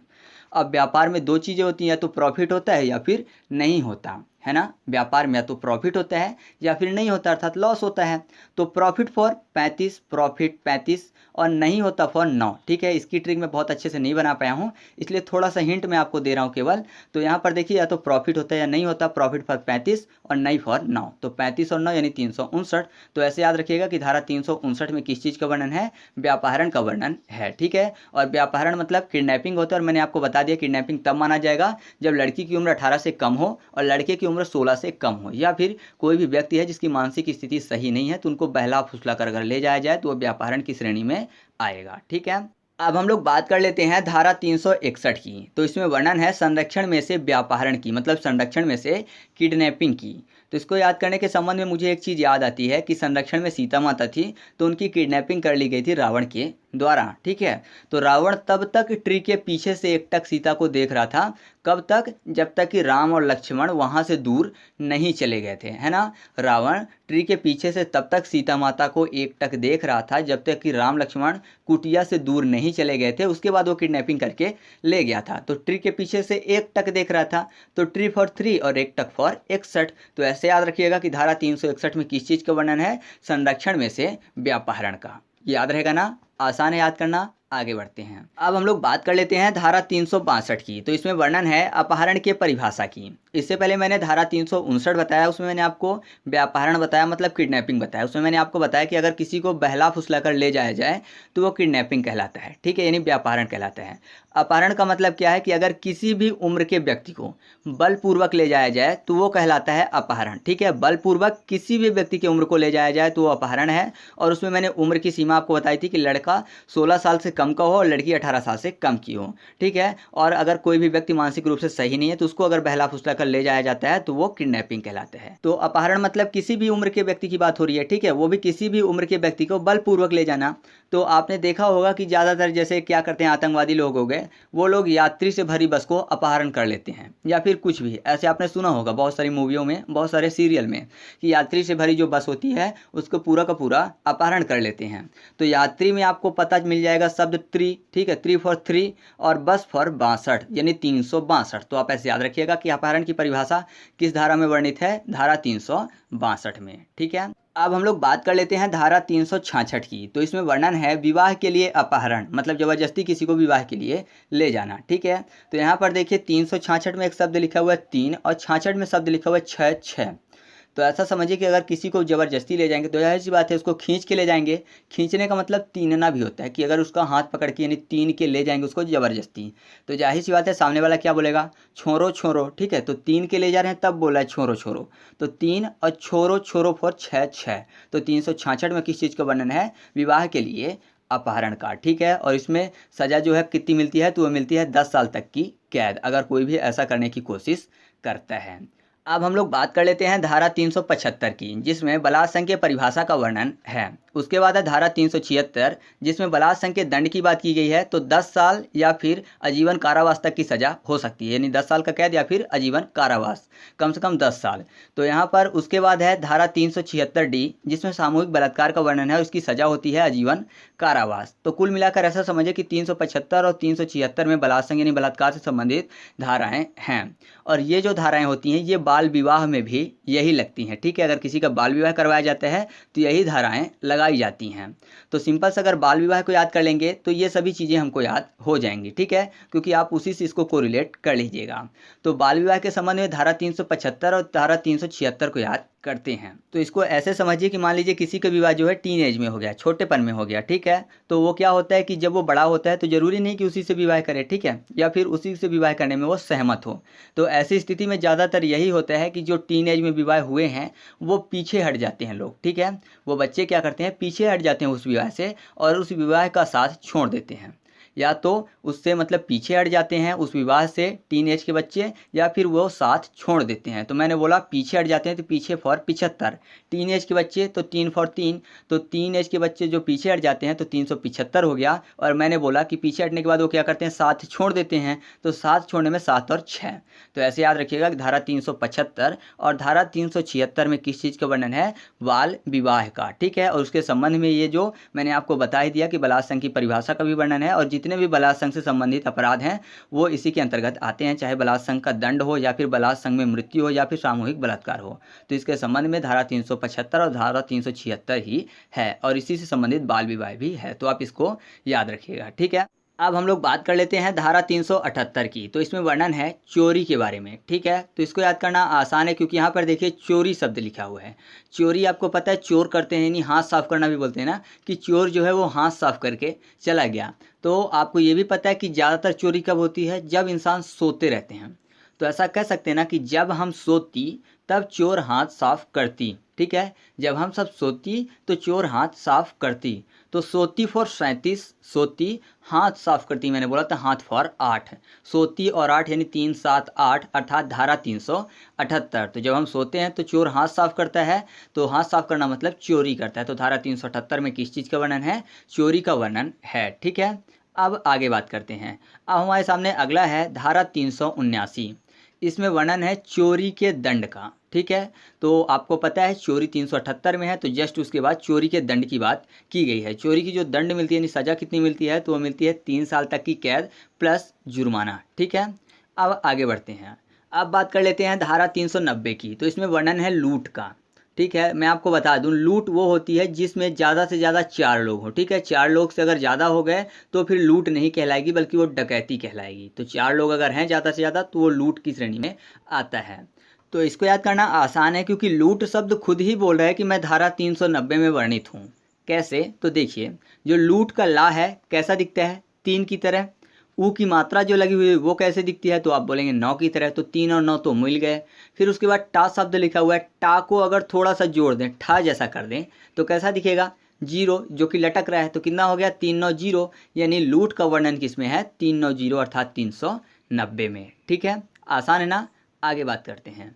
अब हम लोग बात कर लेते हैं डकैती के बारे में। तो डकैती जो है वह धारा 391 में वर्णित है। मैं आपको बता दूं कि जैसे लूट में ज़्यादा से ज़्यादा 4 लोग होते हैं, तो अगर 4 से ज़्यादा लोग हो गए, 5 या 5 से अधिक, तो वो डकैती में आ जाता है। ठीक है, तो इसको याद करना आसान है क्योंकि आपको पता है डकैती मतलब डाकुओं की बात हो रही है, और डाकू ज़्यादातर जंगलों में रहते हैं, यानी जहाँ बहुत ज़्यादा ट्री हों, पेड़ पौधे हों, ठीक है, झाड़ियाँ हों, वहाँ पर डाकू लोग एक कोने में निवास करते हैं, सबके बीच में नहीं रहते। तो ट्री के पास छुपे होते हैं एक कोने में, तो ट्री फॉर 3 और एक कोने फॉर 91। तो 391 में किस चीज़ का वर्णन है, डकैती का वर्णन है। ठीक है, और साथ ही कुछ चीज़ें मैं आपकी इन्फॉर्मेशन के लिए बता देता हूँ कि 392 में लूट के दंड का वर्णन है। ठीक है, लूट की परिभाषा 390, जबकि लूट का जो दंड है किसमें वर्णित है, 392 में, 91 के बाद। ठीक है। आपको बता दूं कि सज़ा कितनी होती है, तो वो होती है 10 साल कैद प्लस जुर्माना, ठीक है। और अगर कोई भी नेशनल हाईवे में रात में लूट करता है तो 14 साल का कैद और प्लस जुर्माना, ठीक है। और जो डकैती का दंड है ना, वो धारा 395 में वर्णित है, और इसकी जो सज़ा होती है वो होती है आजीवन कारावास। तो इस चीज़ को आप खुद से याद रखिएगा। मैंने आपको लूट की परिभाषा किस में वर्णित है वो बता दिया, डकैती की परिभाषा किस में वर्णित है वो बता दिया, और दंड 392 और 395 में वर्णित है, ठीक है। इसके बाद बात करते हैं धारा 401 की। इसमें वर्णन है चोरों की टोली में से होना, ठीक है। तो चोरों की टोली में से होने पर क्या दंड होता है, 7 साल की कैद होती है। तो चोरों की टोली में से होना मतलब क्या, कि चोरों की टोली में से एक होना, यही ना। एक की बात हो रही है कि चोरों की टोली में से अगर कोई है तो उसको ये सज़ा मिलेगी 7 साल की कैद। तो चोरों की टोली में से एक होना, तो चोरों पर 4 और ओ दिखता है जीरो की तरह, मैंने बोला चोरों की टोली में से एक होना, तो 401। तो धारा 401 में किस चीज़ का वर्णन है दोस्तों, चोरों की टोली में से एक होने का दंड, ठीक है। अब आपको पता है कि चोर जो होते हैं डाकू से कम खतरनाक होते हैं, ठीक है। तो डाकू जो है चोर से ऊपर आएंगे, क्योंकि डाकू ज़्यादा खतरनाक होते हैं चोरों से। तो डाकू जो है चोर के ऊपर आएंगे, यानी 401 में चोर हैं तो 400 में डाकू आएंगे। तो इसको भी याद रखिएगा, और इसकी सज़ा होती है 10 साल की कैद। अब हम लोग बात कर लेते हैं धारा 494 और 95 की, ठीक है। तो 494 में वर्णन है पति या पत्नी के जीवन काल में पुनः शादी का। तो इसका दंड क्या होता है, तो 7 साल की कैद होती है और जुर्माना होता है, ठीक है। 495 में वर्णन है दूसरे विवाह के दौरान पहले को छिपाना। तो इसकी जो सज़ा होती है वो होती है 10 साल की कैद प्लस जुर्माना, ठीक है। तो इसको याद करना है। तो आपको पता है कि शादी में इंपॉर्टेंट चीज़ होती है फेरे, तो फेरे से आपको फोरे याद आ जाएगा, शादी के फेरे, तो फोर आपको याद आ गया। अब शादी होती है तो जाहिर सी बात है खुशियों का टाइम है, तो लोग नाचते भी हैं, तो नाचने में 9 और 4 शब्द लिखा हुआ है, ठीक है। तो नाच फॉर 9 4। तो 494 किस चीज़ का वर्णन है, पति या पत्नी के जीवन काल में पुनः शादी का। फिर जो 495 में है, इसमें लिखा हुआ है पहले विवाह को छिपाना, यानी पहचान को छिपा रहा है पूरी तरह से कि एक बार विवाह हो चुका है। तो पहचान फॉर 95, और शादी है तो फेरे होंगे, तो फेरे फॉर 4 और पहचान फॉर 95, यानी 495 में किस चीज़ का वर्णन है, दूसरे विवाह के दौरान पहले को छिपाने का। याद रहेगा ना। आगे बढ़ते हैं। अब है धारा 498 का। इसमें वर्णन है महिला को प्रताड़ित करने का। तो आपको पता है प्रताड़ित करने के तरीके दो होते हैं, एक तो महिला से ऊंची आवाज़ में बात करना, या फिर दूसरा ये कि महिला के ऊपर हाथ उठाना। तो ऊंची आवाज़ में बात करें या फिर हाथ उठाएं, दोनों के दोनों प्रताड़ित करना ही है, ठीक है। तो ऊंची फॉर 49 और हाथ उठाना फॉर 8, तो 49 और 8 यानी 498, ठीक है। और ऑप्शन देख के आप का क्लियर कर लोगे कि 498 का में महिला को प्रताड़ित करने का आपराधिक कार्य का वर्णन है, ठीक है। ऐसा नहीं होगा कि आपके सामने ऑप्शन होंगे, आपसे पूछा जाएगा कि महिला को प्रताड़ित करना आईपीसी के किस धारा के अंतर्गत एक आपराधिक कार्य है, और आपको ऑप्शन दे देगा 496, 497, 498 और 498 का। ऐसा कभी नहीं होता, ज़्यादातर आपको ऐसे दे देगा कि 315, 212, ठीक है, 498 का और 511, तो दूर दूर ऑप्शन देता है। तो क्लियर हो जाएगा कि 498 का में महिला को प्रताड़ित करने का अपराध वर्णित है, ठीक है। अब बात करते हैं धारा 499 की। इसमें वर्णन है मान हानि की परिभाषा का। तो मान हानि की परिभाषा, जाहिर सी बात है किसी बंदे का ऊंचा नाम है ना, तभी तो मानहानि होगी। मान लीजिए किसी का कोई नाम नहीं है, ठीक है, उसने पहले से अपने नाम बोल रखे हैं, बोल रखे समझते हैं, मतलब उसने अपने नाम कमाया ही नहीं है, कोई उसको पहचानता ही नहीं, तो मानहानि कितनी होगी, थोड़ी सी। लेकिन अगर किसी का ऊंचा नाम है तो मानहानि ज़्यादा होगी। तो ऊंचा फॉर 49, नाम फॉर 9, 49 और 9 यानी 499। तो याद रखिएगा धारा 499 में मानहानि की परिभाषा का वर्णन है, और इसका जो दंड है उसका वर्णन है धारा 500 में, ठीक है। इसके जस्ट बाद दंड क्या होता है, तो 2 साल की कैद प्लस जुर्माना होता है मानहानि के दंड, ठीक है। अब बढ़ते हैं आगे। तो हमारे सामने अगला है धारा 509। इसमें वर्णन है ऐसे शब्द जो अनादरित करें, मतलब कि महिलाओं को गलत इशारे करना, या फिर अश्लील कॉल करना, अश्लील पत्र देना, ये सब, ठीक है। तो इसका मतलब आप समझिए कि मान लीजिए कोई कॉल करता है या फिर पत्र देता है, ठीक है, तो जाहिर सी बात है कि अगर वो सामने होगा तो पिट जाएगा, और दूर है तो बच जाएगा, ठीक है। कॉल कर रहा है, दूर से कर रहा है तो बच गया, मान लीजिए। और अगर वह पास में है तो जाहिर सी बात है गलत गलत इशारे अगर कर रहा है तो महिलाएं क्या बोलेंगी, पास आओ ना तब बताऊं तुमको, गधे कहीं के। जाहिर सी बात है मैंने गधा बोल के गधों का जो है अपमान कर दिया है, गधे नहीं होते वो, गधे से भी बदतर होते हैं। लेकिन यहाँ पर बात फिलहाल इतनी हो रही है कि महिलाएं यही बोलेंगी कि पास आओ ना तब बताऊं तुमको, ठीक है। पास आओ ना, पास फॉर 5, आओ फॉर ओ, और ना फॉर 9, यानी 509। तो आप ऐसे याद रख सकते हैं कि धारा 509 में किस चीज़ का वर्णन है, महिलाओं को गलत गलत इशारे करना, अश्लील कॉल या फिर अश्लील पत्र देना। ठीक है, तो इस चीज़ का अपराध का वर्णन इसमें है। अब हम लोग बात कर लेते हैं आईपीसी के लास्ट धारा की, जो है 511। इसमें वर्णन है अपराध के प्रयत्न का। इसकी ट्रिक मैं आपको बताऊं, इससे पहले मैं आपसे बोलना चाहूँगा कि मुझे लगा नहीं था कि मैं आईपीसी की धारा को अच्छे से ट्रिक के माध्यम से पूरा करवा पाऊँगा। मैंने एक वीडियो बनाई भी थी, तो वो मैंने बनाई थी आपकी महिलाओं से संबंधित अपराध की। ठीक है, तो उसमें ज़्यादा से ज़्यादा 12-13 धाराएँ थी, तो उसको मैंने किसी प्रकार से किया था, लेकिन मुझे लग नहीं रहा था कि मैं इसकी ट्रिक पूरी बना पाऊँगा। लेकिन आप सबके सपोर्ट से ये पॉसिबल हो पाया है, जबकि ये मुझे भी याद हो गई हैं, उम्मीद है आपको भी याद हो गई होंगी। ठीक है, तो आप इसका रिवीजन करते रहिएगा, जिससे कि ये चीज़ कभी ना भूले, क्योंकि आपको पता है ये आपके दैनिक जीवन से भी संबंधित है। ठीक है, तो इसको याद करना है अगर 511 को, तो इसमें लिखा हुआ है अपराध का प्रयत्न। अब अपराध का प्रयत्न तभी पता चलेगा जब कोई बंदा पकड़ा जाए चोरी करते हुए या फिर कोई भी काम करते हुए, है ना। अगर चोरी करके निकल गया तो अपराध तो हो गया, प्रयत्न नहीं किया, उसने कर लिया वो काम। ठीक है, तो अगर कोई पकड़ा जाए तभी पता चलेगा कि उसने अपराध का प्रयत्न किया है। तो पकड़ा जाए, ठीक है, यानी पकड़ा जाना जरूरी है। पकड़ा जाना जरूरी है तो पकड़ा फॉर 5 और जाना जरूरी है तो जाना फॉर 11, 511। वैसे मैं पकड़ा नहीं बोलता, मैं पकड़ा बोलता हूँ। ठीक है, याद करने के लिए मैं आपको बता रहा हूँ कि पकड़ा जाना जरूरी है, तो आप भी 2-4 बार बोलिएगा तो याद हो जाएगा। तो धारा 511 में किस चीज़ का वर्णन है, अपराध के प्रयत्न का। ठीक है, तो इस तरीके से हम लोगों ने आईपीसी की सभी धाराओं को ट्रिक के माध्यम से याद किया, जो कि एग्जाम की दृष्टि से महत्वपूर्ण थी। तो उम्मीद है जब आपके एग्जाम में आएगा तो आप 100% सही करके आओगे। ठीक है, तो अब आपको कुछ क्वेश्चन के आंसर कमेंट करके बताने हैं, जो कि आपकी स्क्रीन पर दिख रहे हैं, और मैं आपसे पूरी उम्मीद रखता हूं कि आप सभी क्वेश्चन के आंसर कमेंट करके बताओगे। और अगर आपको इसकी फुल पीडीएफ चाहिए तो पीडीएफ के लिए मैं आपको बता दूं कि आप जैसे ही चैनल पे जाओगे या फिर सर्च करिए ट्रिक पॉइंट, चैनल को टच करिएगा, वहां पर आपके कुछ सेक्शन होते हैं, जैसे कि होम सेक्शन होता है, फिर वीडियो का, प्लेलिस्ट का, ठीक है, और कम्युनिटी टैब का, जहाँ पे मैं डेली क्वेश्चन पोस्ट करता हूँ, और फिर उसके बाद होता है आपके अबाउट वाला सेक्शन। तो अबाउट वाले सेक्शन में नीचे जाएंगे आप, तो वहाँ पर आपको दिखेगा टेलीग्राम की लिंक मैंने दी हुई है, तो टेलीग्राम ग्रुप ज्वाइन कर लीजिएगा, वहाँ पर मैं इसकी पीडीएफ आपको प्रोवाइड करवा दूंगा। ठीक है, तो चलिए मिलते हैं अगले वीडियो में, तब तक के लिए जय हिंद।